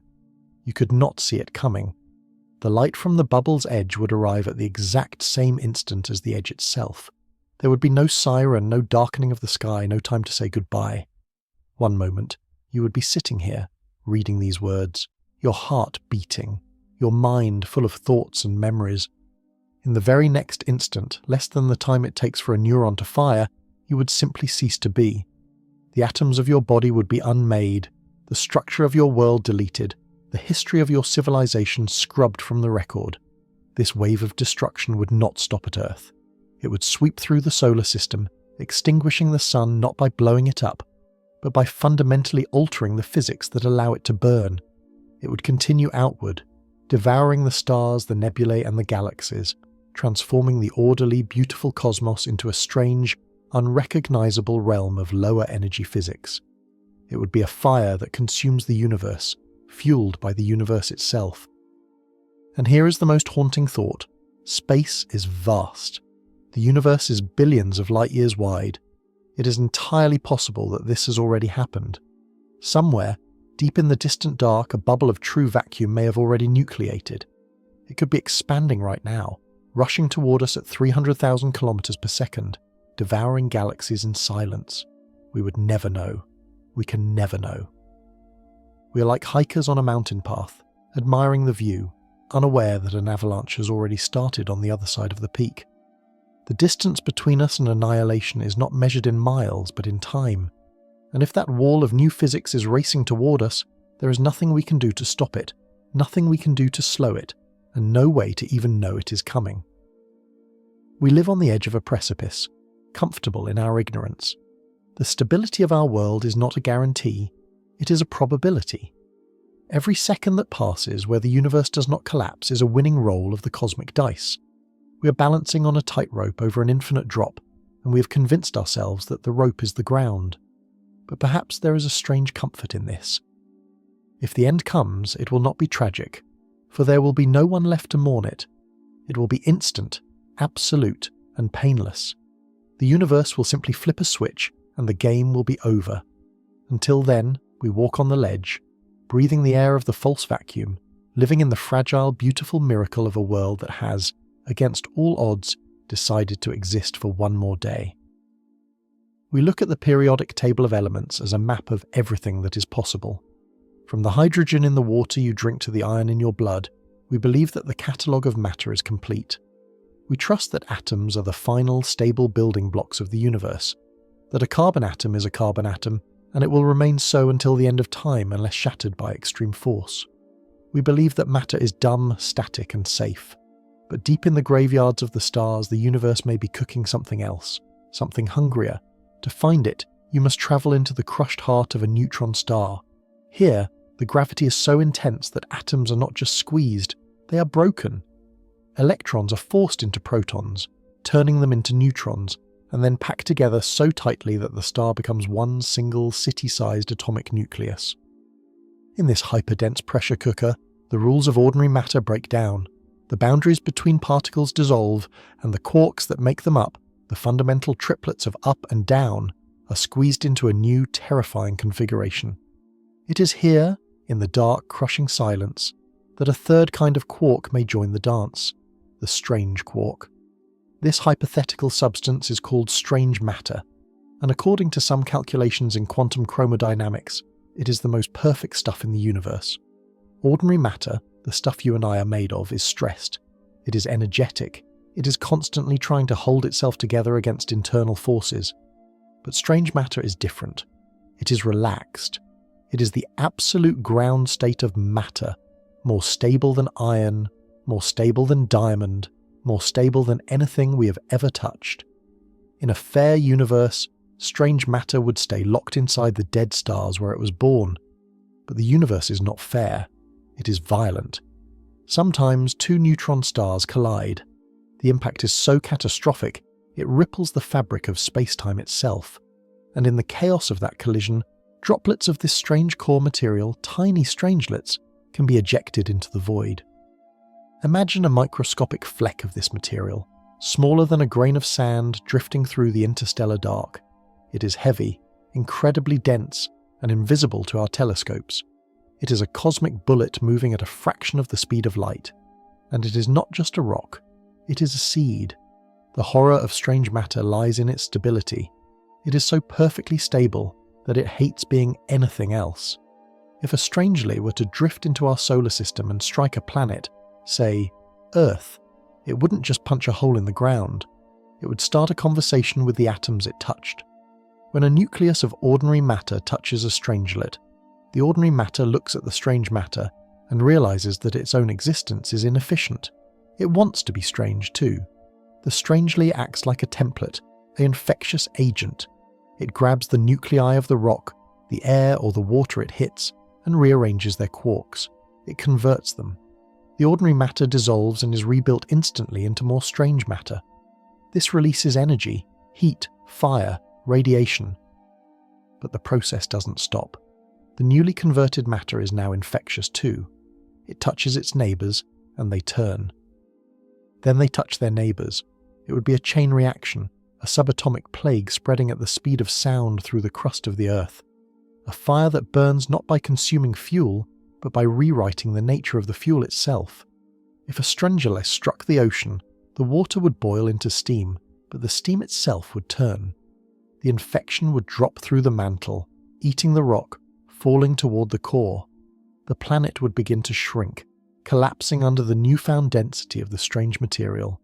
In a matter of hours, the Earth would cease to be a rocky world teeming with life. It would be converted, atom by atom, into a hot, dense sphere of strange matter. A dead, uniform lump the size of a stadium, radiating the last heat of our civilization into the cold dark. There would be no defense. You cannot shoot it. The bullet would just feed the infection. You cannot blow it up. The explosion would just scatter the plague. It is the Midas touch of physics, turning everything it contacts into a golden tomb of perfect dead stability. We scan the skies for asteroids. We watch for solar flares. but the distance between us and this fate is defined only by luck. The galaxy is billions of years old, filled with the debris of ancient collisions. It is possible that millions of strangelets are drifting through the Milky Way right now, silent mines floating in the shipping lanes of the stars. The scary truth is not that matter is fragile. It is that matter is waiting to be improved. And if the universe ever decides to upgrade us to a more stable form, our complexity, our history, and our lives will be the price paid for that perfection. We exist only because our atoms have not yet realized there is a better way to be. Walk out into a field on a clear moonless night and look up. The sky is crowded. To the naked eye you can see a few thousand stars, but this is only the froth on the surface of the ocean. If you could see with the sensitivity of our great telescopes, the darkness would be washed away by the light of 200 billion suns, all swirling together in the vast spiraling city of the Milky Way. It is a city teeming with real estate. We now know that planets are not rare, they are common. Most stars have them. There are likely billions of rocky Earth-sized worlds in our galaxy alone. Worlds with liquid water, thick atmospheres, and the same chemical ingredients that cooked us into existence. The math suggests that the galaxy should be screaming with life. It should be a cacophony of radio signals, a highway of ships, a festival of civilizations trading, warring, and expanding. But when we turn our ears to the sky, expecting a roar, we hear only a whisper. The static hiss of dying stars, the hum of cosmic dust, the empty wind of radiation. This is the great silence, and it is the loudest sound in the universe. This silence creates a distance more terrifying than any physical gap. It is the distance between expectation and reality. It forces us to ask a question that haunts every astronomer who has ever looked at the data. Where is everyone? If the universe is old, and it is nearly 14 billion years old, then there has been plenty of time for other eyes to open. A civilization only a few million years older than us, a blink of an eye in cosmic time, should have spread across the galaxy by now. They should have dismantled stars for energy. They should have colonized the dark. Their presence should be as obvious as a bonfire on a dark hill. But they are not here. The stars are undisturbed. The radio spectrum is quiet. We are like a man who walks into a crowded party, only to find the room completely empty, with warm drinks still sitting on the tables. The absence implies something dark. This brings us to the concept of the Great Filter. It suggests that there is a barrier, a hard limit in the evolution of life that is incredibly difficult to cross. A hurdle so high that almost no one makes it over. The silence of the sky tells us that this filter exists. The only thing we don't know is where it lies. There are two possibilities, and both are chilling. The first is that the filter is behind us. It is possible that the spark of life itself, the jump from dead chemistry to the first self-replicating cell, is almost impossible. It may be that we are the winners of a lottery with odds so low that we are the only ticket holders in the galaxy. In this scenario, the distance between us and the next civilization is not just light years, it is the width of the entire universe. We are the first, the lonely, the only consciousness in an endless graveyard of rock and gas. We are the orphans of creation, tasked with filling a void that was never meant to be inhabited. But the second possibility is worse. The filter may be ahead of us. It may be that life starts easily. It may be that intelligence arises often. But perhaps there is a trap waiting in the future of every civilization. A technology, a mistake, or a natural law that inevitably wipes the slate clean before anyone can reach the stars. Perhaps civilizations are like fireflies. They flicker on for a brief, brilliant moment and then snuff themselves out in the dark. Nuclear war, engineered pandemics, environmental collapse, or something we haven't even imagined yet.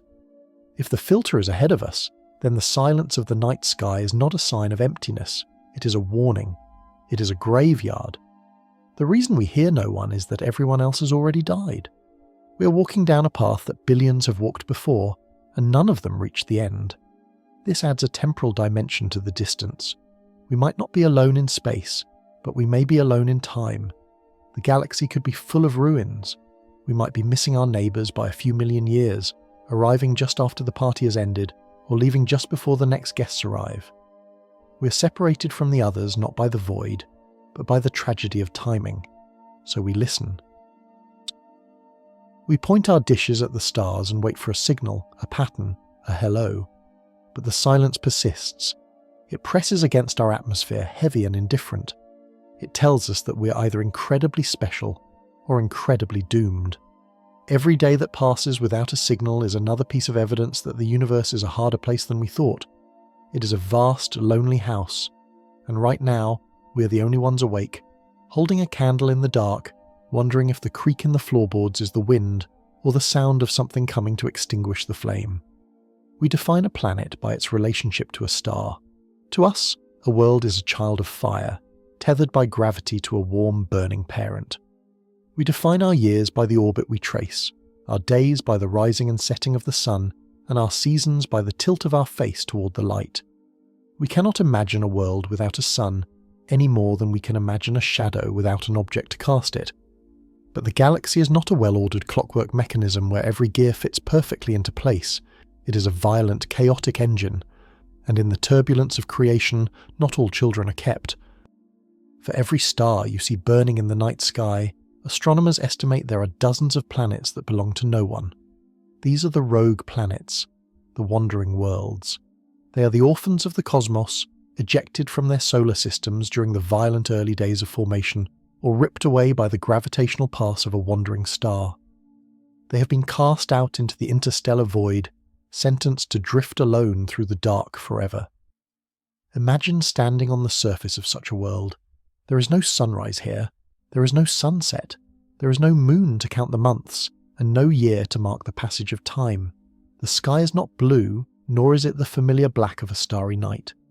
Without an atmosphere to scatter light, and without a nearby sun to drown out the cosmos, the sky is a crushing, overwhelming dome of absolute clarity. The stars do not twinkle. They burn as hard, unmoving points of diamond light, cold and distant. The Milky Way is not a faint band, but a roaring river of brilliance that casts faint, ghostly shadows across the ice. It is a world of eternal stillness. The temperature hovers near absolute zero. The atmosphere, once a blanket of gas, has long since frozen and fallen as snow.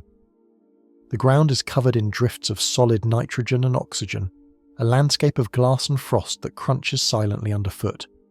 There is no wind, for there is no heat to drive it. There is no weather, for the climate is simply frozen. The silence is so profound that you could hear the blood rushing in your own ears, a deafening roar against the mute backdrop of a dead world. And yet, this world is moving. It is tearing through the darkness at hundreds of thousands of kilometers per hour, a silent bullet fired into the abyss. It crosses the vast empty deserts between the stars, travelling distances that would break the human mind.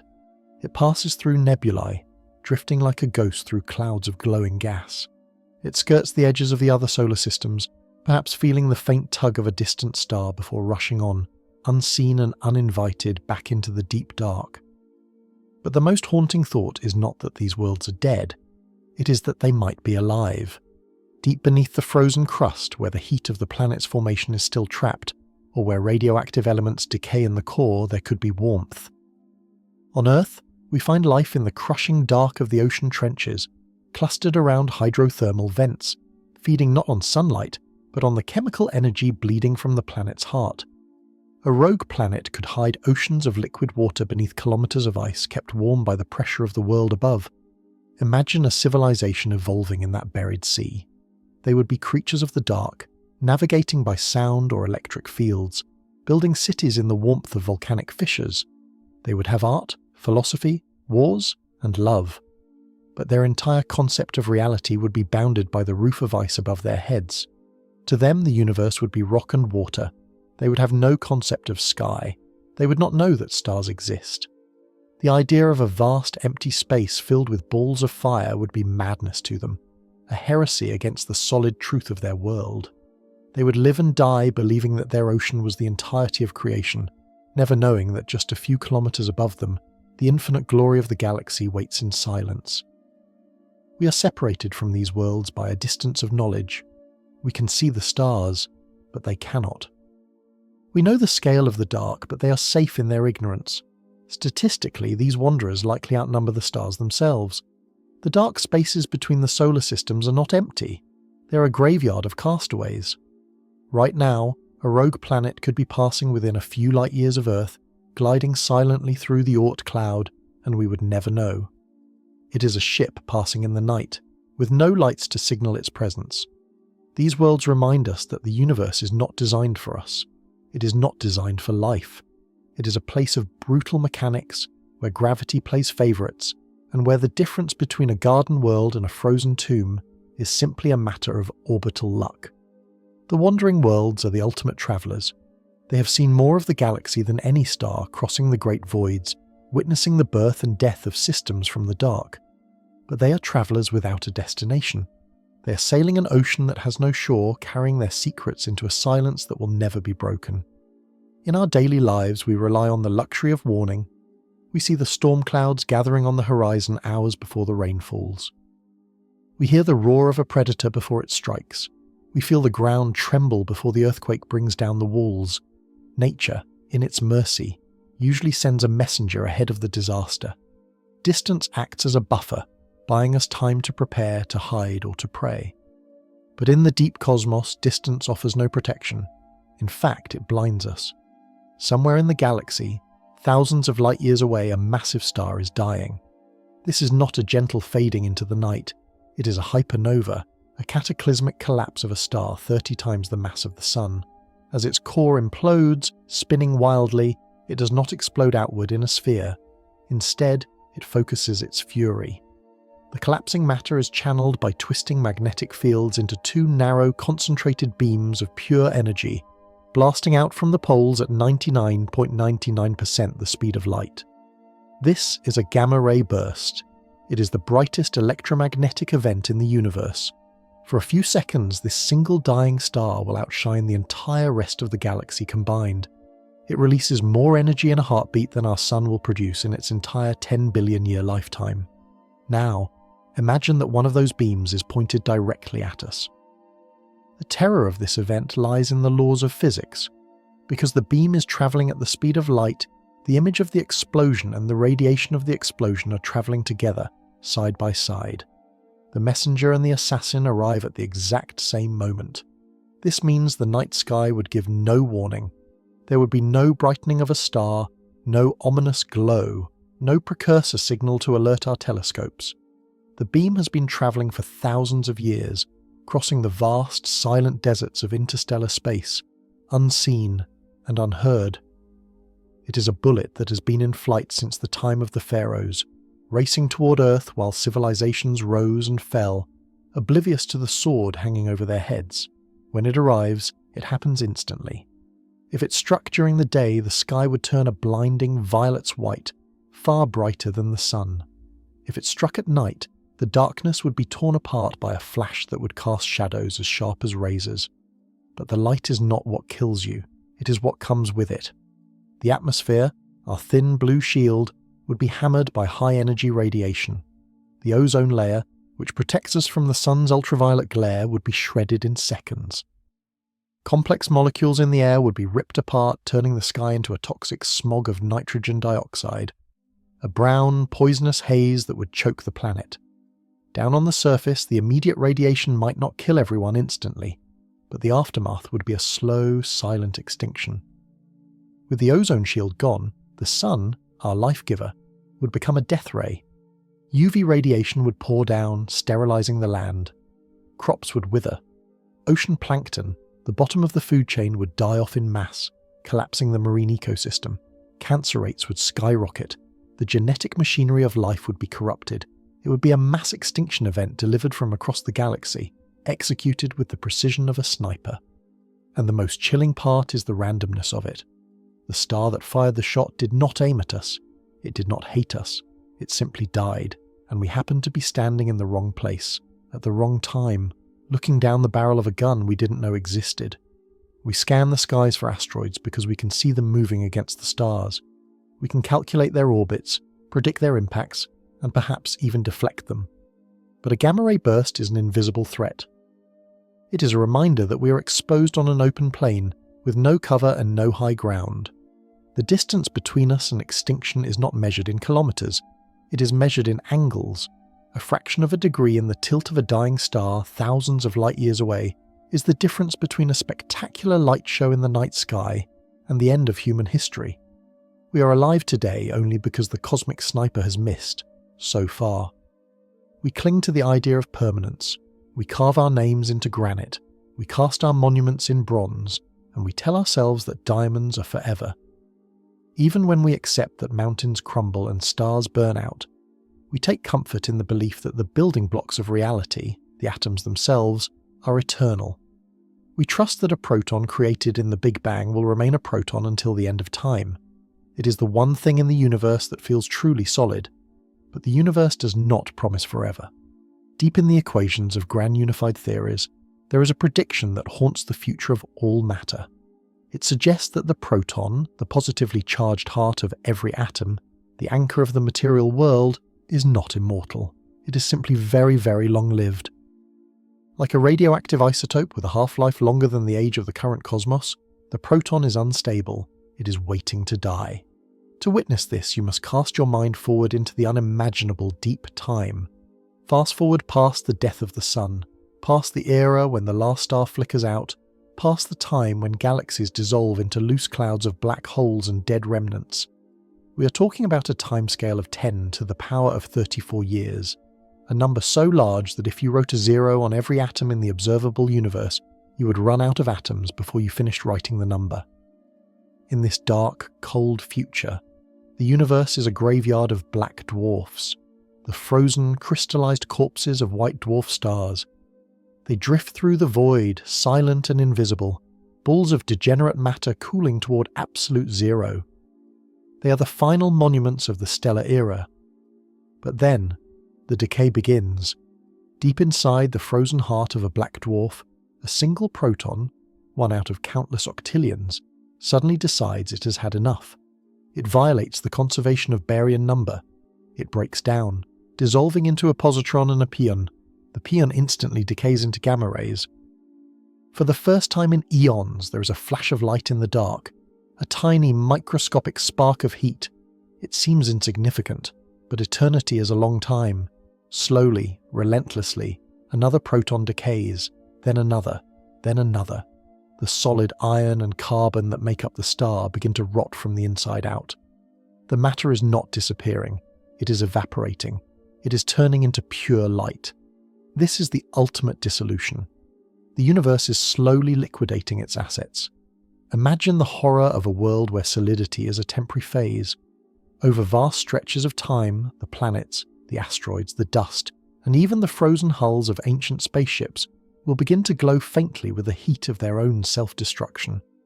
They will slowly lose mass, dissolving like sugar cubes in hot tea. Eventually the black dwarfs will vanish. The neutron stars will fade. Even the dust will be scrubbed from existence. The universe will be scrubbed clean of structure. There will be no rocks, no gas, no atoms left to form a thought. The distance here is the distance between something and nothing. We are moving toward a state of maximum entropy, where the only thing that remains is a thin, uniform mist of photons and leptons drifting through an expanding void. This is the true death of the universe. It is not a violent crunch, nor a sudden rip. It is a slow, quiet, fading away. It is the realization that matter was just a brief anomaly, a momentary condensation of energy that lasted for a singular, vibrant season before melting back into the ocean of the light. If you could stand at the end of time, you would see a darkness so absolute it defies description. But if you waited long enough, you might see the last proton in the universe, the final survivor of the Big Bang, flicker and vanish. And in that moment, the concept of place would cease to exist, for there would be nothing left to occupy it. The story of matter would be over, leaving behind only the silence of radiation, expanding forever into the night. We live in the age of starlight. To us, the universe is defined by fire. We look up and see energy pouring out of the void, fueling life, casting shadows, and painting the galaxy in brilliance. We assume that this is the natural state of things, that the cosmos is a machine built to produce light. But this is a misconception born of our brief lifespan. The age of starlight is not the main event. It is a fleeting opening act, a momentary flash of fireworks before the long, dark night truly begins. If you were to fast forward the clock of eternity, you would watch the stars die one by one. The massive ones will explode and vanish. The medium ones, like our sun, will swell and then shed their skins, leaving behind small hot cores known as white dwarfs. These remnants are dense and bright, glowing with the trapped heat of their former lives, but heat, by its nature, must escape. Over trillions of years, a span of time that makes the current age of the universe look like a single tick of a clock, these white dwarfs will slowly radiate their energy away. They will turn from blinding white to yellow, then to red, and finally into a deep, invisible infrared. They will cool until they are no warmer than the space around them. They will cease to shine. They will become black dwarfs. This is the dominant population of the far future. A black dwarf is a star that has failed. It is a sphere of degenerate matter, a crystal of carbon and oxygen packed so tight that a teaspoon weighs tons, floating in absolute darkness. It is a stellar corpse that has been perfectly preserved by the cold. Imagine drifting through this future universe. It is a place of absolute sensory deprivation. You could travel for billions of years and never see a single photon of visible light. The galaxies are gone, their spiral arms unraveled, their bright nebulas long since dispersed. What remains are these silent, dark sentinels drifting alone in the void. Gravity is the only thing that remembers them. If you were to fly a ship through this dark, you would feel the tug of their mass before you ever saw them. They are invisible monsters lurking in the black, waiting for nothing. The terrifying thing about the era of black dwarfs is its duration. The era of living stars, the time we are in now, will last perhaps 100 trillion years. It sounds like a long time. But the black dwarfs will drift for eons beyond counting. If the life of the universe were a novel, the entire history of stars and planets and life would be the first sentence of the first page. The rest of the book, thousands of thick empty pages, would be about the black dwarfs. In this era, nothing happens. There are no sunrises, there are no seasons, there is no biology. Time stretches out into a flat, featureless plane. A billion years passes as if it were a second, because there are no events to mark the difference. The universe has entered a coma. It is a world of perfect preservation. Without heat to drive change, these dead stars will simply exist, holding their shape against the crushing dark, monuments to a time when the universe was young and hot and alive. They are the gravestones of the cosmos, bearing no names, marking the spots where fusion once burned. We are terrified of the dark. We populate our nights with street lamps and screens because we cannot bear the absence of light. But the universe has no such fear. It is patient. It knows that the light is temporary, a brief luxury. The dark is the rule, and one day the last photon will stream out from the last dying ember, and the black dwarfs will inherit the sky, ruling over a kingdom of eternal, unbroken night. We celebrate diversity in the cosmos. We marvel at the gold in our rings, the carbon in our cells, the oxygen in our breath, and the silicon in our chips. We see the universe as a grand chemistry set, a place where 100 different elements mix and react to create the complex tapestry of existence. But this variety is a temporary disorder. It is a state of confusion. Thermodynamics has a preferred destination, and it is a singular, cold uniformity. Deep in the timeline of the far future, far beyond the era of the black dwarfs, a strange and subtle magic begins to take hold. It is called quantum tunneling. In our current world, fusion requires heat. You need the crushing pressure of a star to force atomic nuclei together. But in the cold stillness of the end times, the rules of probability take over. According to quantum mechanics, a particle doesn't just sit in one place. It has a tiny, non-zero chance of being somewhere else. Given enough time measured not in billions of years, but in years raised to the power of 1500, this tiny chance becomes a certainty. Even at absolute zero, the atoms inside the cold, dead remnants of stars will slowly, agonizingly rearrange themselves. They will tunnel through the energy barriers that keep them apart. Lighter elements will fuse, heavier elements will split. They are all seeking the same destination, iron 56. Iron is the most stable element in existence. It is the nuclear resting place. To fuse iron requires more energy than you get out, and to split iron costs more than you gain. It is the energetic bottom of the valley, And because the universe always seeks the bottom, everything that exists is slowly trying to become iron. This process is slow beyond human comprehension. It is a transformation that happens atom by atom, over aeons that make the life of a galaxy look like a camera flash.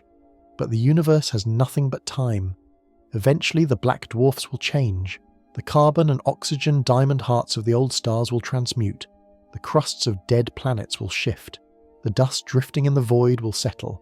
Everything will slide down the periodic table toward the center. The result is the iron star. These are not stars that shine. They are cold, perfect spheres of pure crystalline iron.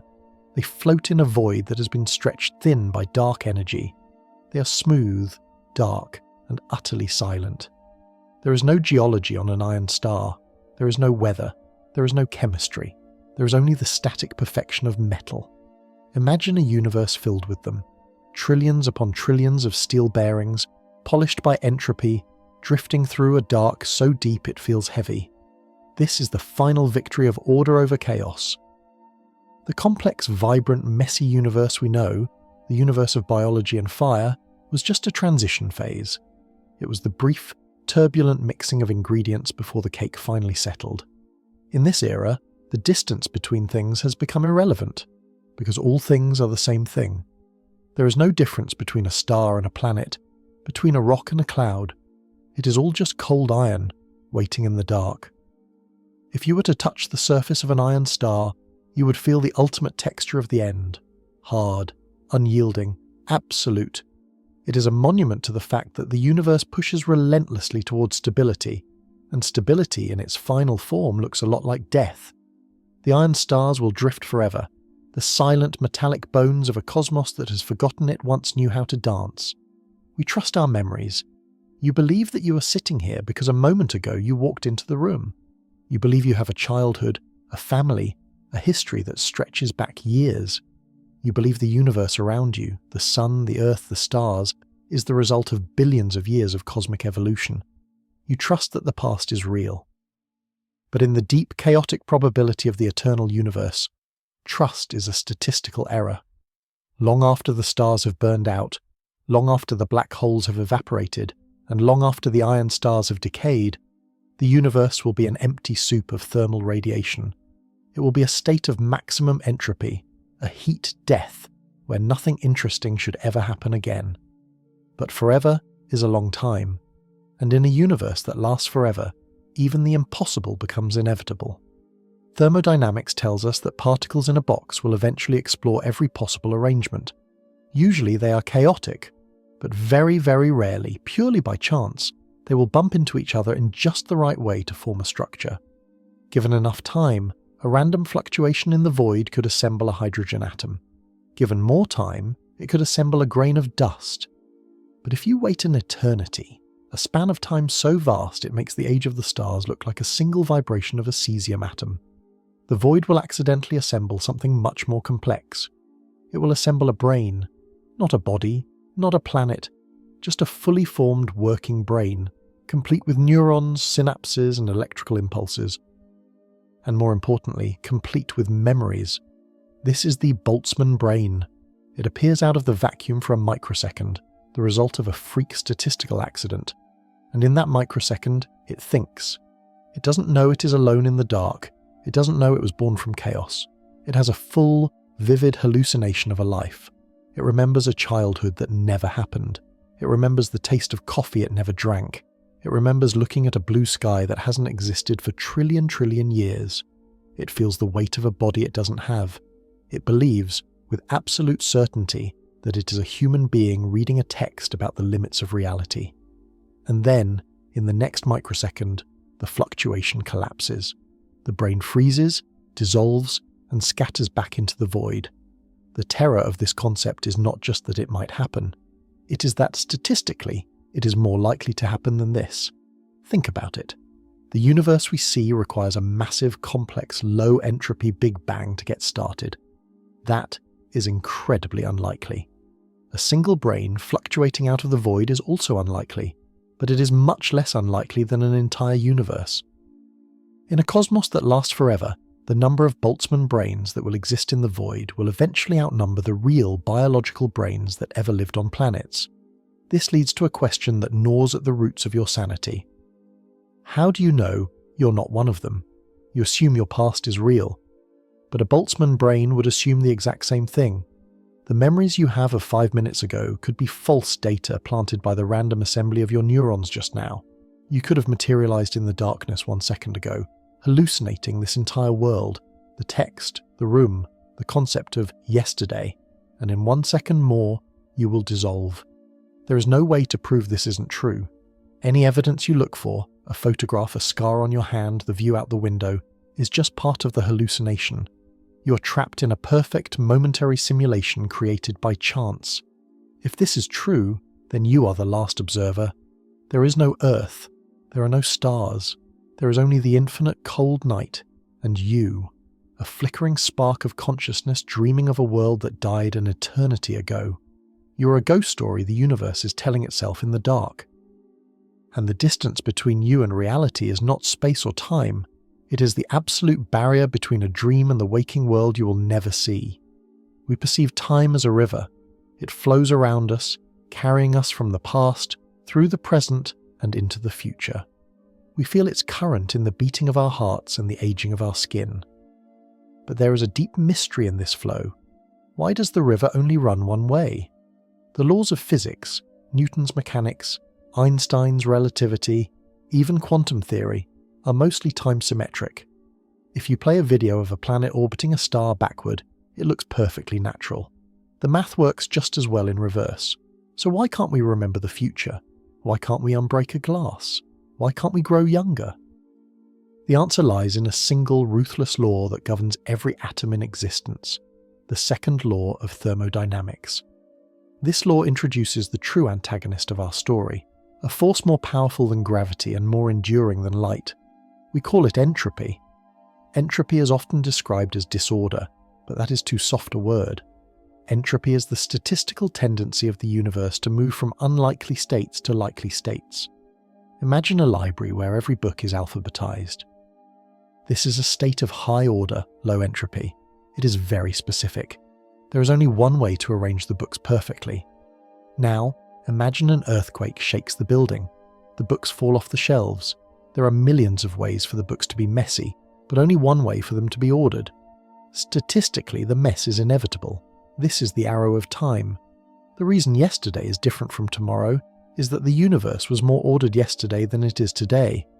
We're on a one-way journey from a state of pristine, concentrated energy, the Big Bang, toward a state of chaotic, spread-out dullness. Entropy is the reason you cannot put the milk back into the coffee. Once the white swirl mixes with the black liquid, the information of their separation is lost. To separate them again would require an immense amount of energy and effort, far more than it took to mix them. You would have to fight the universe to undo a simple mistake. This creates a terrifying form of distance. It is not a distance of space, but of possibility. Every action you take, every breath you breathe, every fire you burn increases the total entropy of the cosmos. You're constantly consuming order and excreting chaos. When you burn wood, you turn complex structured cellulose into ash and smoke. You can never turn the ash back into wood.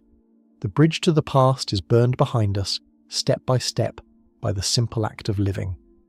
Life, in a way, is a rebellion against this law. We eat food, we build bodies, we construct cities, we create islands of order. But we pay a tax for this. To create order here, we must create even more disorder out there. The heat radiating from your body right now is the waste product of your existence, the entropy you are dumping into the universe to keep your heart beating.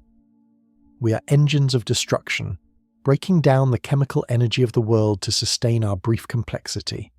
Entropy is the reason for all loss. It is the reason ruins crumble. It is the reason memories fade. It is the reason we die. Death is simply the moment when your biology can no longer pay the energy tax required to fight the slide into disorder. Your atoms, released from the duty of being you, drift apart, returning to the equilibrium of the Earth. This force ensures that the universe has a direction. It is moving toward a destination. The arrow points relentlessly toward a state of maximum entropy, thermal equilibrium. A state where everything is mixed, everything is the same temperature, and nothing can ever happen again because there is no energy difference to drive it.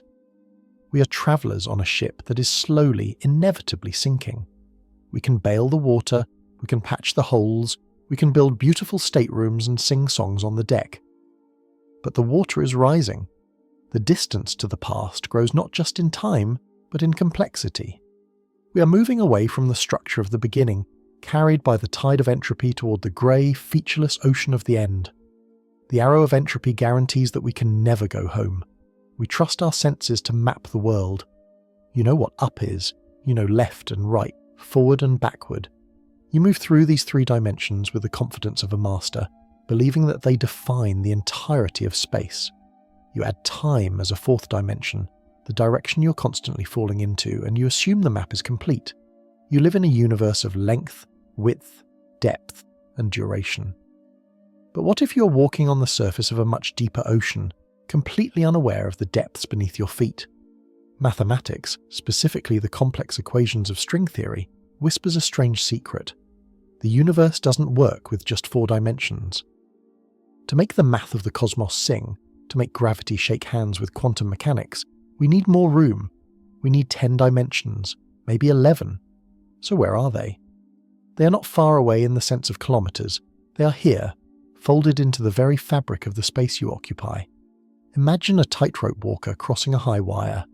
To the crowd watching from the ground, the wire looks like a one-dimensional line. The walker can only move forward or backward. That is their reality. But to an ant crawling on that same wire, there is another dimension. The ant can crawl around the wire, looping continuously in a circle that the tightrope walker cannot even perceive. The extra dimension is curled up, hidden by its own smallness. We are the tightrope walkers. We are the giants, too large and too clumsy to notice the tiny curled-up dimensions that exist at every single point in space. These are the shadow dimensions. At the scale of the Planck length, space is not flat. It is knotted. It is folded into intricate 6-dimensional shapes known as Calabi-Yau manifolds. These shapes are complex geometries that determine the fundamental properties of our universe. The way space curls in these hidden dimensions dictates the mass of an electron, the strength of gravity, and the speed of light. We are puppets dancing on strings that are pulled from a direction we cannot point to. This creates a haunting proximity. We think of distance as a line between 2 points. But in a multi-dimensional universe, 2 things can be miles apart in our world, yet touching in the higher dimensions. Imagine a piece of paper with 2 dots drawn on opposite ends. In the 2D world of the paper, they are separated by inches. But if you fold the paper through the 3rd dimension, the dots can touch. We may be separated from other realities only by a thin membrane of dimensional geometry. There could be entire universes, entire histories, unfolding less than a millimeter away from your face, but shifted into a direction you cannot look. Gravity, which is notoriously weak compared to the other forces, might be weak because it is leaking. It might be the only force that can drift off our sheet of reality and into the shadow dimensions, whispering to the worlds next door. We often feel small because the universe is wide, but this theory suggests we should feel small because the universe is deep. We are flatlanders, sliding across the surface of a diamond, convinced that the surface is all there is.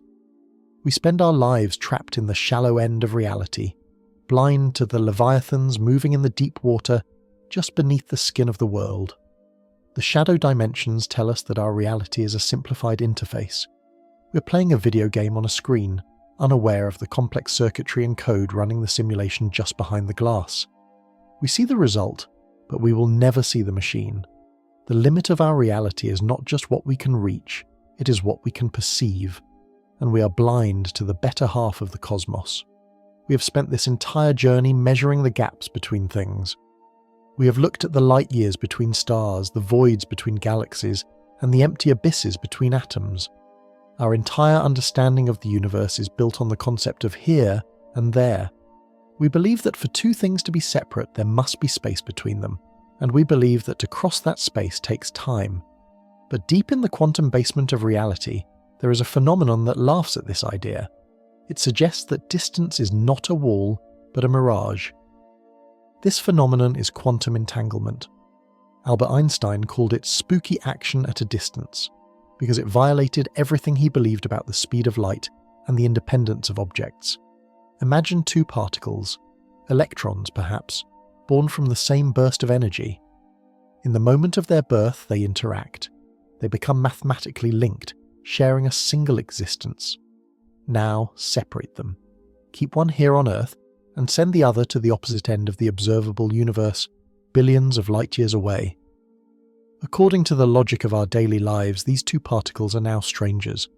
They are separated by a gulf that even light would take eons to cross. They should be independent, but they are not. If you measure the spin of the electron here on Earth, let's say it turns out to be up, the electron at the edge of the universe will instantly, in that exact same femtosecond, collapse into a spin of down. It happens faster than light. It happens without any signal passing between them. It is instantaneous. It is as if the space between them does not exist. This breaks the rules of the game. It implies that at a fundamental level the universe does not respect distance. The two particles are not two separate objects sending messages back and forth. They are the same object stretched across a canvas we cannot comprehend. Think of it like this. You are watching a fish tank. You see a fish swimming from the side view and another fish swimming from the front view. They look like two different fish, but when one turns, the other turns simultaneously. You realize with a shock that you're not looking at two fish. You're looking at one fish through two different cameras. Entanglement suggests that our universe might be those cameras. The particles are the fish. The separation we see, the billions of miles of void, might just be the way our limited minds perceive a deeper, unified reality. Space might be a projection, a hologram generated by a cosmos that is actually a single point where everything touches everything else. If this hypothesis is true, then the isolation we feel is an illusion.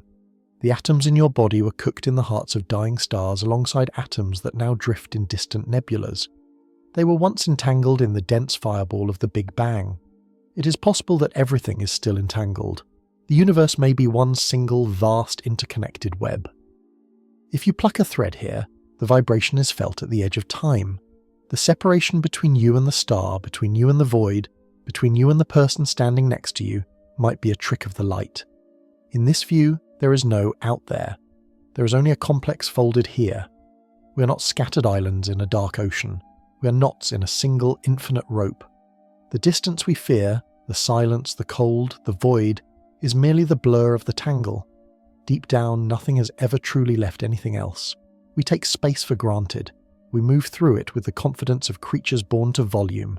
You can reach forward, you can step sideways, you can jump up.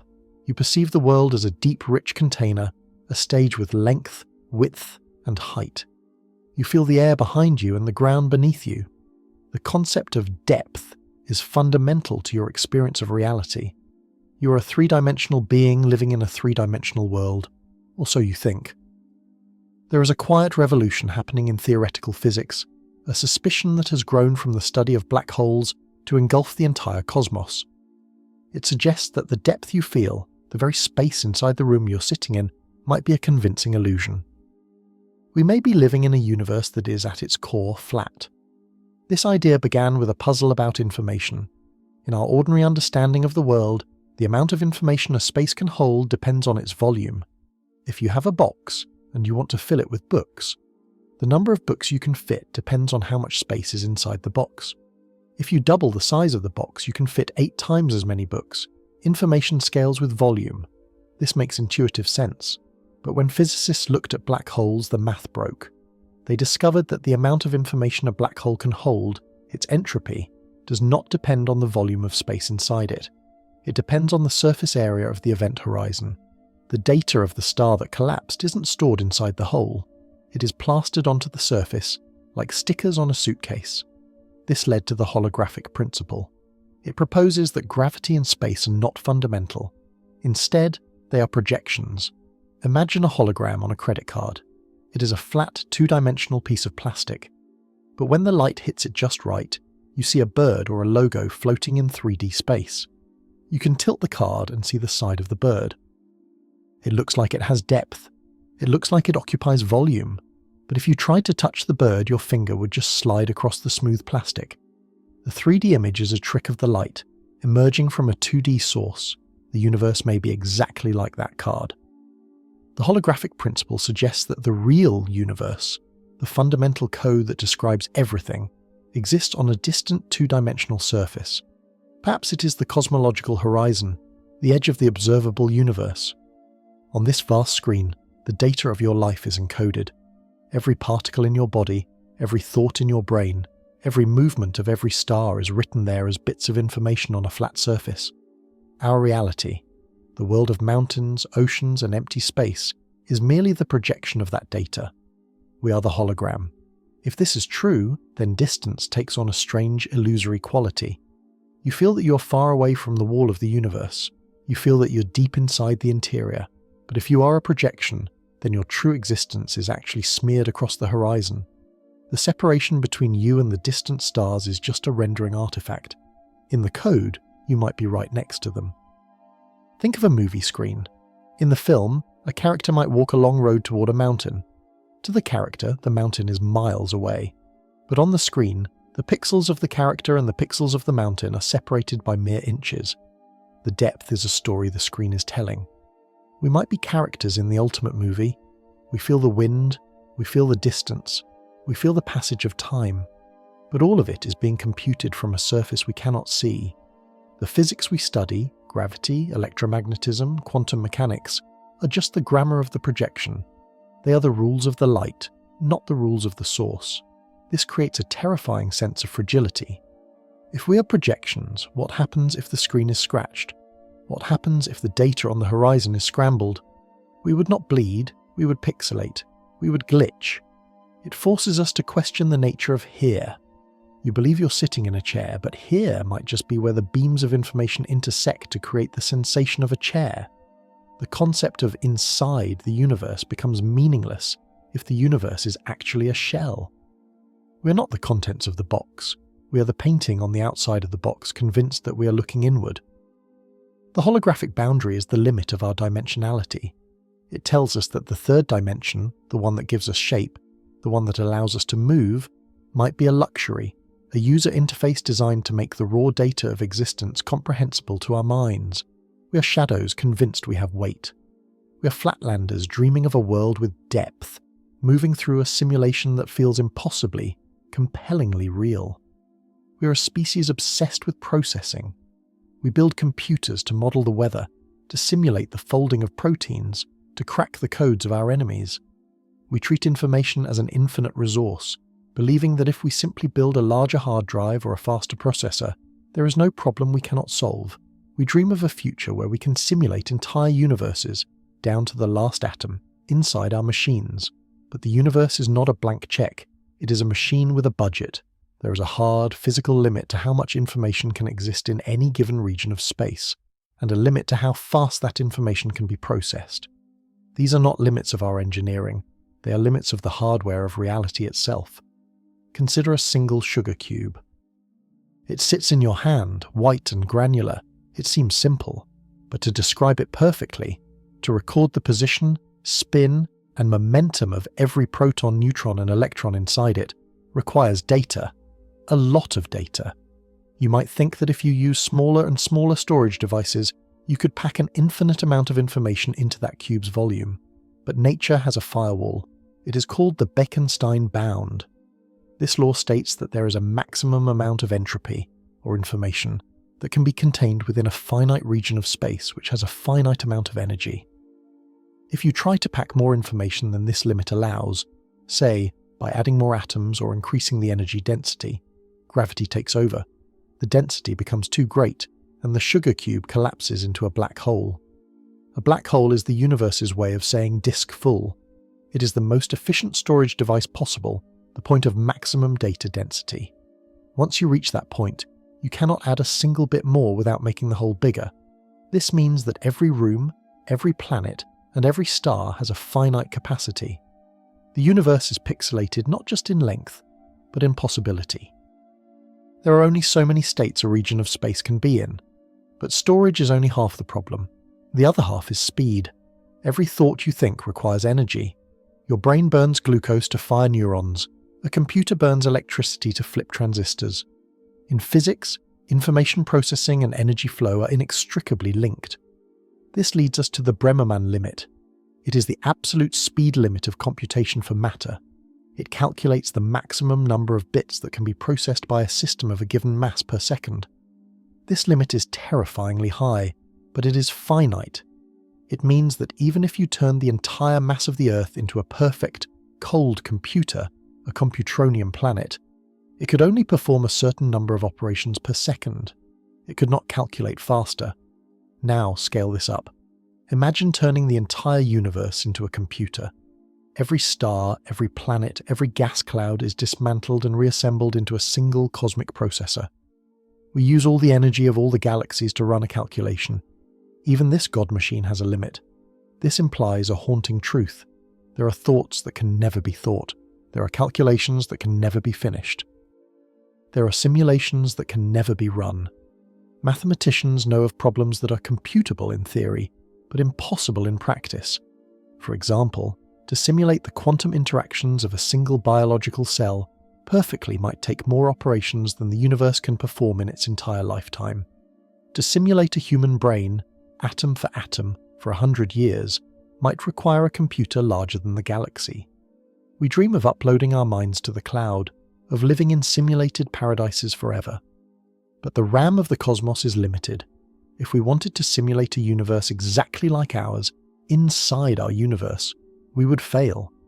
You cannot build a model of the house inside the house if the model has to be the same size as the house. The universe cannot calculate itself faster than it is already happening. This is the ultimate wall for our curiosity.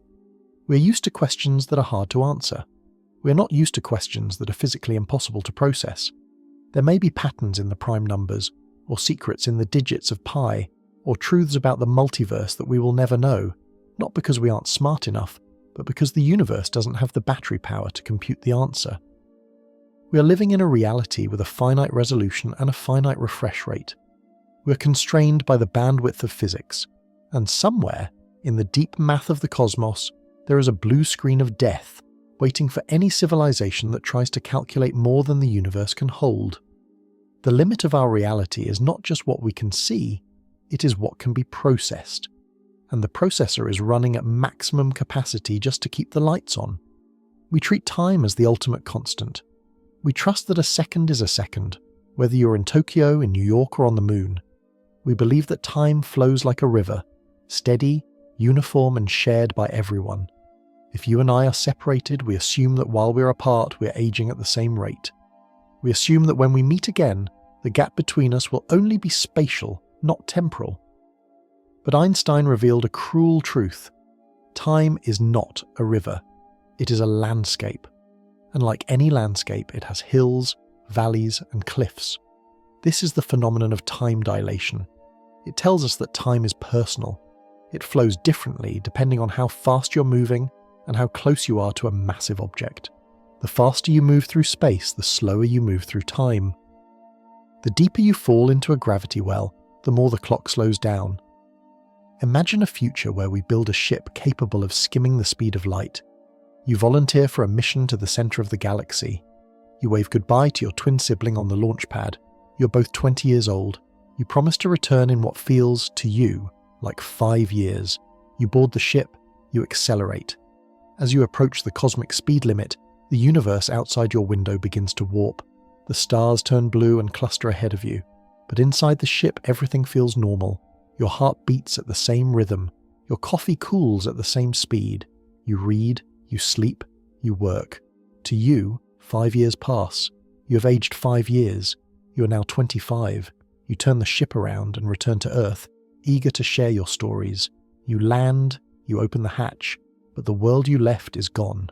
While 5 years passed for you, 50 years passed for Earth. Your twin sibling is now an old man of 70, his skin weathered, his life mostly over. He has lived a career, raised children, and retired, all in the time it took you to read a few books. You are now strangers, separated not by space but by an unbridgeable canyon of time. To leave home at high speed is to kill the version of the world you knew. You can return to the place, but you can never return to the time.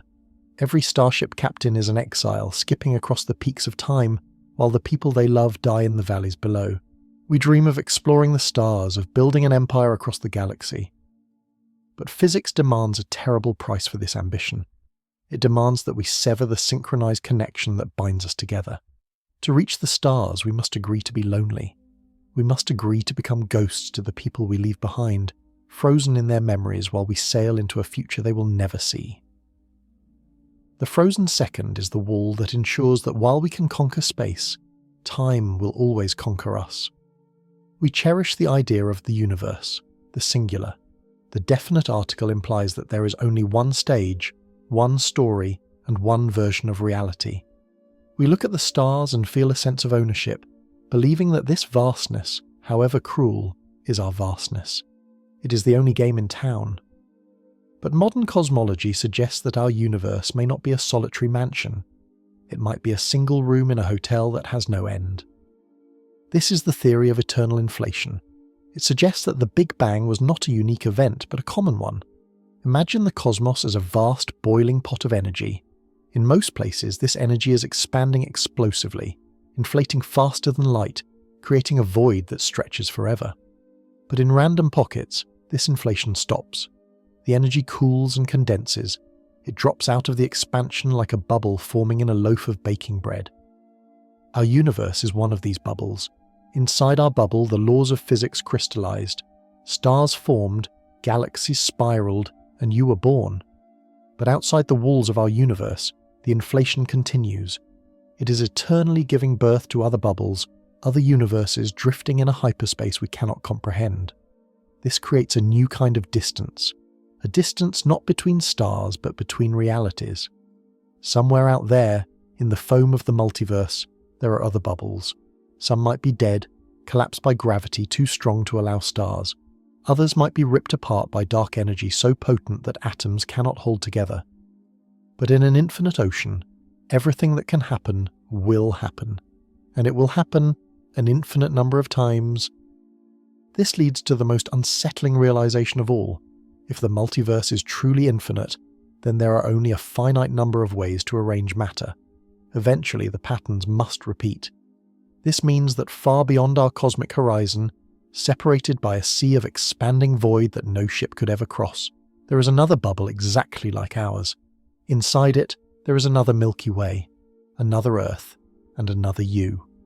This other you might be reading this text right now, or perhaps they stopped reading a minute ago. Perhaps they made a slightly different choice this morning. Maybe they drank tea instead of coffee. Maybe they married the person you lost. Maybe they died in the accident you survived.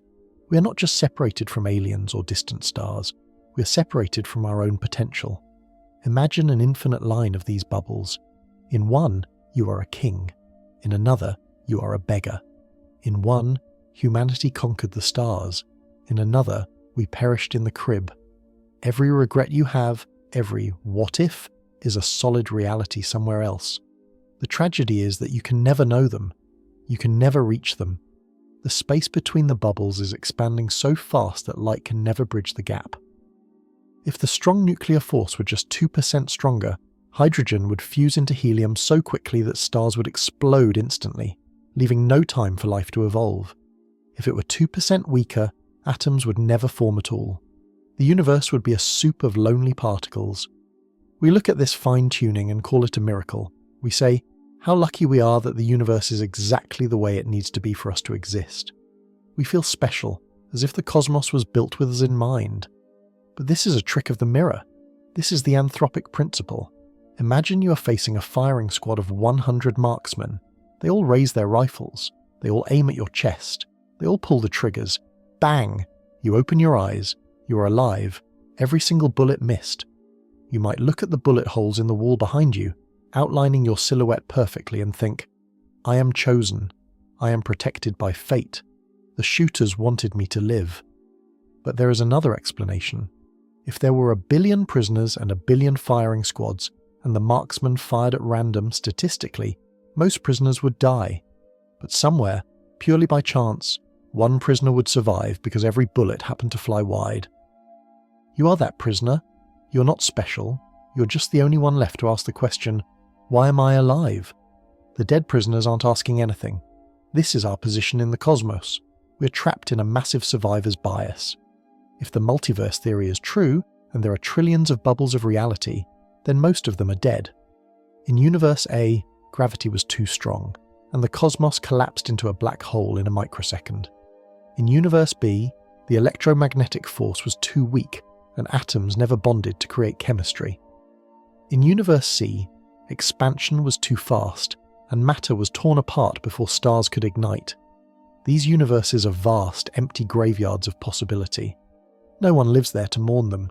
No one lives there to wonder why physics is so cruel. We exist in this specific universe not because it was designed for us, but because this is the only kind of universe where we could exist. We are puddles of water waking up in a hole in the ground and saying, "Look how perfectly this hole fits my shape. It must have been dug just for me." We forget that the water adapts to the hole, not the other way around. This creates a philosophical distance that is hard to accept. We want to be the protagonists of the story. We want the universe to care about us. But the anthropic principle suggests that the universe is indifferent. It threw the dice 1,000,000,000,000 times, and we are simply the result of the one roll that came up sixes. We are standing on a mountain of failures. Beneath the bedrock of our reality lie the corpses of infinite potential universes that got the math wrong. Our existence is not a miracle of design. It is a statistical necessity of infinite variety. We look into the mirror of existence and see a friendly face, not realizing that the mirror is actually a window, looking out onto a landscape of infinite silent errors, and we are merely the lucky few who happen to be standing in the light. We assume that reality is organic. We look at a tree and see a chaotic biological explosion of leaves. We look at a river and see a fluid, analog flow of water. We believe that the universe is made of stuff, physical, tangible matter that exists whether we look at it or not. We feel that the world is smooth, continuous and messy, like paint on a canvas. But if you look closely enough at the canvas, you stop seeing the paint. You start seeing the pixels. There is a suspicion growing at the intersection of physics and philosophy that the universe is not analog at all. It is digital. It is not a fluid reality. It is a rigid, mathematical structure processed by a set of absolute rules. And if reality is math, then reality is code. Consider the evidence. As we discussed, the universe has a minimum resolution, the Planck length. You cannot move half a Planck length. You cannot exist between two grid points. This is exactly how a computer screen works. It has a finite number of pixels. A video game character cannot move smaller than the resolution of the screen allows. Our reality is pixelated. Then consider the laws of physics themselves. Why are they so rigid? Why does an electron always weigh exactly the same amount down to the last decimal point, no matter where it is in the galaxy? Why is the speed of light a hard, unbreakable cap? In the world of computer science, these look suspiciously like system parameters. The speed of light behaves exactly like the maximum processing speed of a simulation engine, the fastest that information can propagate through the grid before the frame rate drops. Gravity behaves like a resource management system. Time dilation looks like lag. This leads to the simulation hypothesis. It suggests that we are not living in a base reality, we are living in a rendered environment. Think about how modern video games work. To save processing power, the computer uses a technique called lazy loading, or frustum culling. It only renders the parts of the world that the player is currently looking at. The room behind you doesn't actually exist in the computer's memory until you turn around. Now, look at quantum mechanics. The Copenhagen interpretation tells us that a particle does not have a definite position until it is measured. Until you interact with it, it exists only as a wave of probability, a fuzzy cloud of maybe. It is only when an observer looks that the wave collapses into a solid particle. Is this not the ultimate form of lazy loading? The universe is efficient. It doesn't bother to calculate the precise location of every atom in the universe at all times. It only renders reality when a conscious mind demands to see it. It suggests that the chair you're sitting on is only solid because you are touching it. The moment you leave the room, it might dissolve back into a memory-saving state of mathematical potential. If this hypothesis is true, then the distance we feel from the cosmos is the distance between the character and the player. We are the Sims. We are the avatars running through a procedural generation script. Our emotions, our loves, our fears, are they genuine experiences, or are they subroutines programmed to keep the simulation interesting? And where is the computer? It would exist in a realm we cannot conceive, a super universe with physics far more complex than ours. The creators of our simulation might be teenagers playing a game, or researchers running an ancestry simulation to see how civilizations die. Or perhaps we're an art project, a self-running screensaver left on for too long. This theory transforms the universe from a place of mystery into a place of artifice. It implies that there are glitches. Perhaps the ghostly feeling of déjà vu is a memory file being overwritten. Perhaps the unexplained phenomena of the cosmos are bugs in the code. But the ultimate limit of the code is that we can never see it. We are written in the code. A character in a book cannot read the ink on the page. A program cannot inspect its own hardware. We are trapped inside the logic of the system. We can find the rules, gravity, thermodynamics, electromagnetism, but we can never find the programmer. We are destined to explore the limits of our cage, measuring the pixels of our prison, wondering if the reality we feel so intensely is nothing more than a stream of zeros and ones flowing through a silicon mind in a universe we will never know. We live our lives on a timeline. We believe that everything in the universe falls into one of three simple categories: the past, which is gone, the future, which is yet to come, and the present, the thin razor's edge of now where we exist. We imagine that if we could freeze time this very instant, we could take a snapshot of the entire cosmos. We believe that right now, at this exact second, there is a specific state of affairs in the Andromeda Galaxy, on the surface of Mars, and in the room next door. But Einstein shattered this intuition.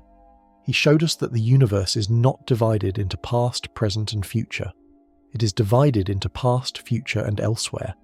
To understand this, visualize an hourglass. The sand in the bottom bulb is your past, everything that could have affected you. The sand in the top bulb is your future, everything you can affect.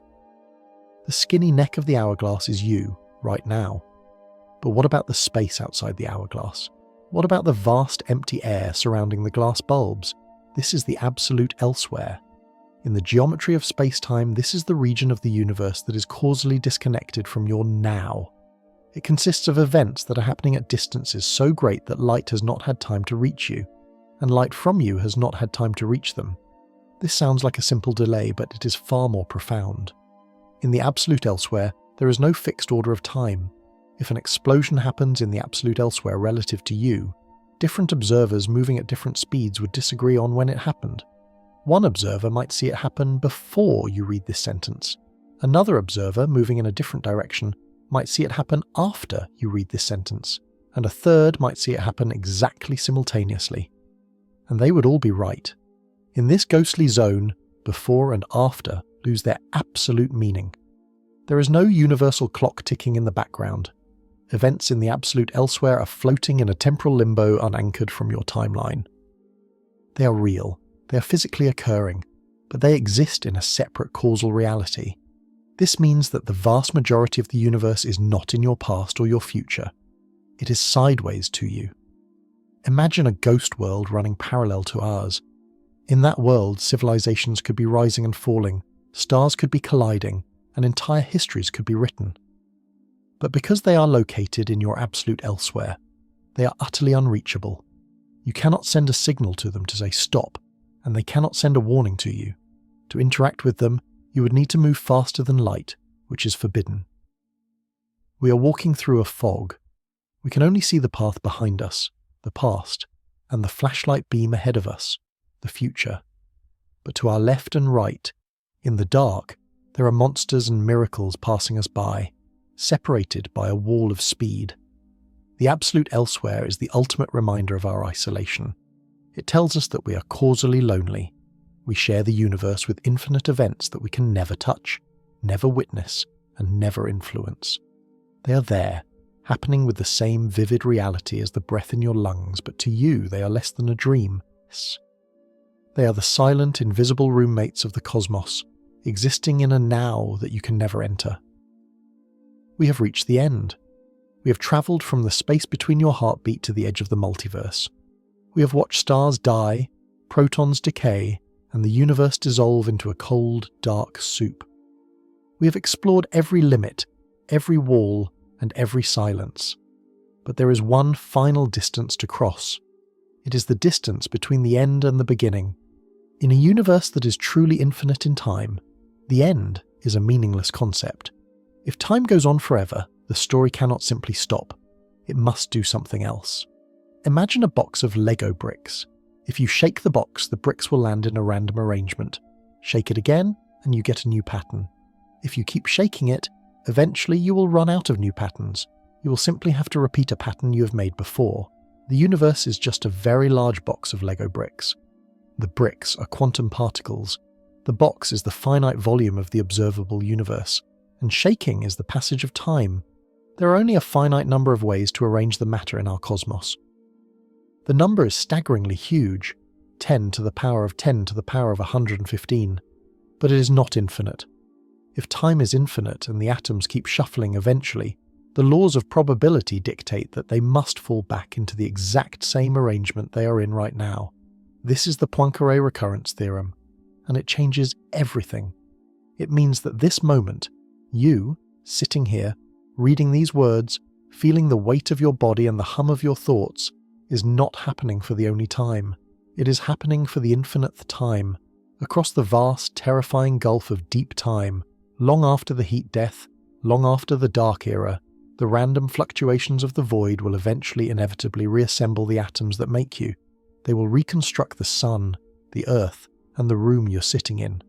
They will play the same song again, note for perfect note. You have lived this life before. You have made these mistakes before. You have felt this joy before, and you will do it again, an infinite number of times. We are not walking a straight line from birth to death. We are walking a circle so vast that it looks like a line to our small eyes, but a circle nonetheless. We are trapped in a cosmic loop destined to repeat the performance of existence forever. This is the ultimate limit of our reality. We cannot leave. We cannot truly die. We cannot escape the script. The universe is a phonograph record that never stops spinning, and we are the music etched into the groove. Does this thought terrify you, or does it comfort you? On one hand, it is a prison. It means your pain is eternal. Your regrets are permanent features of the cosmos. But on the other hand, it means that nothing is ever truly lost. The people you loved and lost are not gone. They are waiting for the wheel to turn. The moments of perfect beauty you experienced are not fleeting. They are immortal. So, as we close the book on these distances, do not look at the night sky with fear. Do not mourn the receding stars or the dying light. Because in the end, the distance between you and the universe is zero. You are the universe experiencing itself over and over again in a cycle of endless becoming. The limits we have explored, the speed of light, the event horizon, the uncertainty principle, are not bars on a cage. They are the rules of the game. They are the structure that allows the music to be played. We are small, we are isolated, we are fleeting, but we are also inevitable. Close your eyes, take a breath, listen to the silence, and know that when you open them again, the story will continue. It always has, it always will.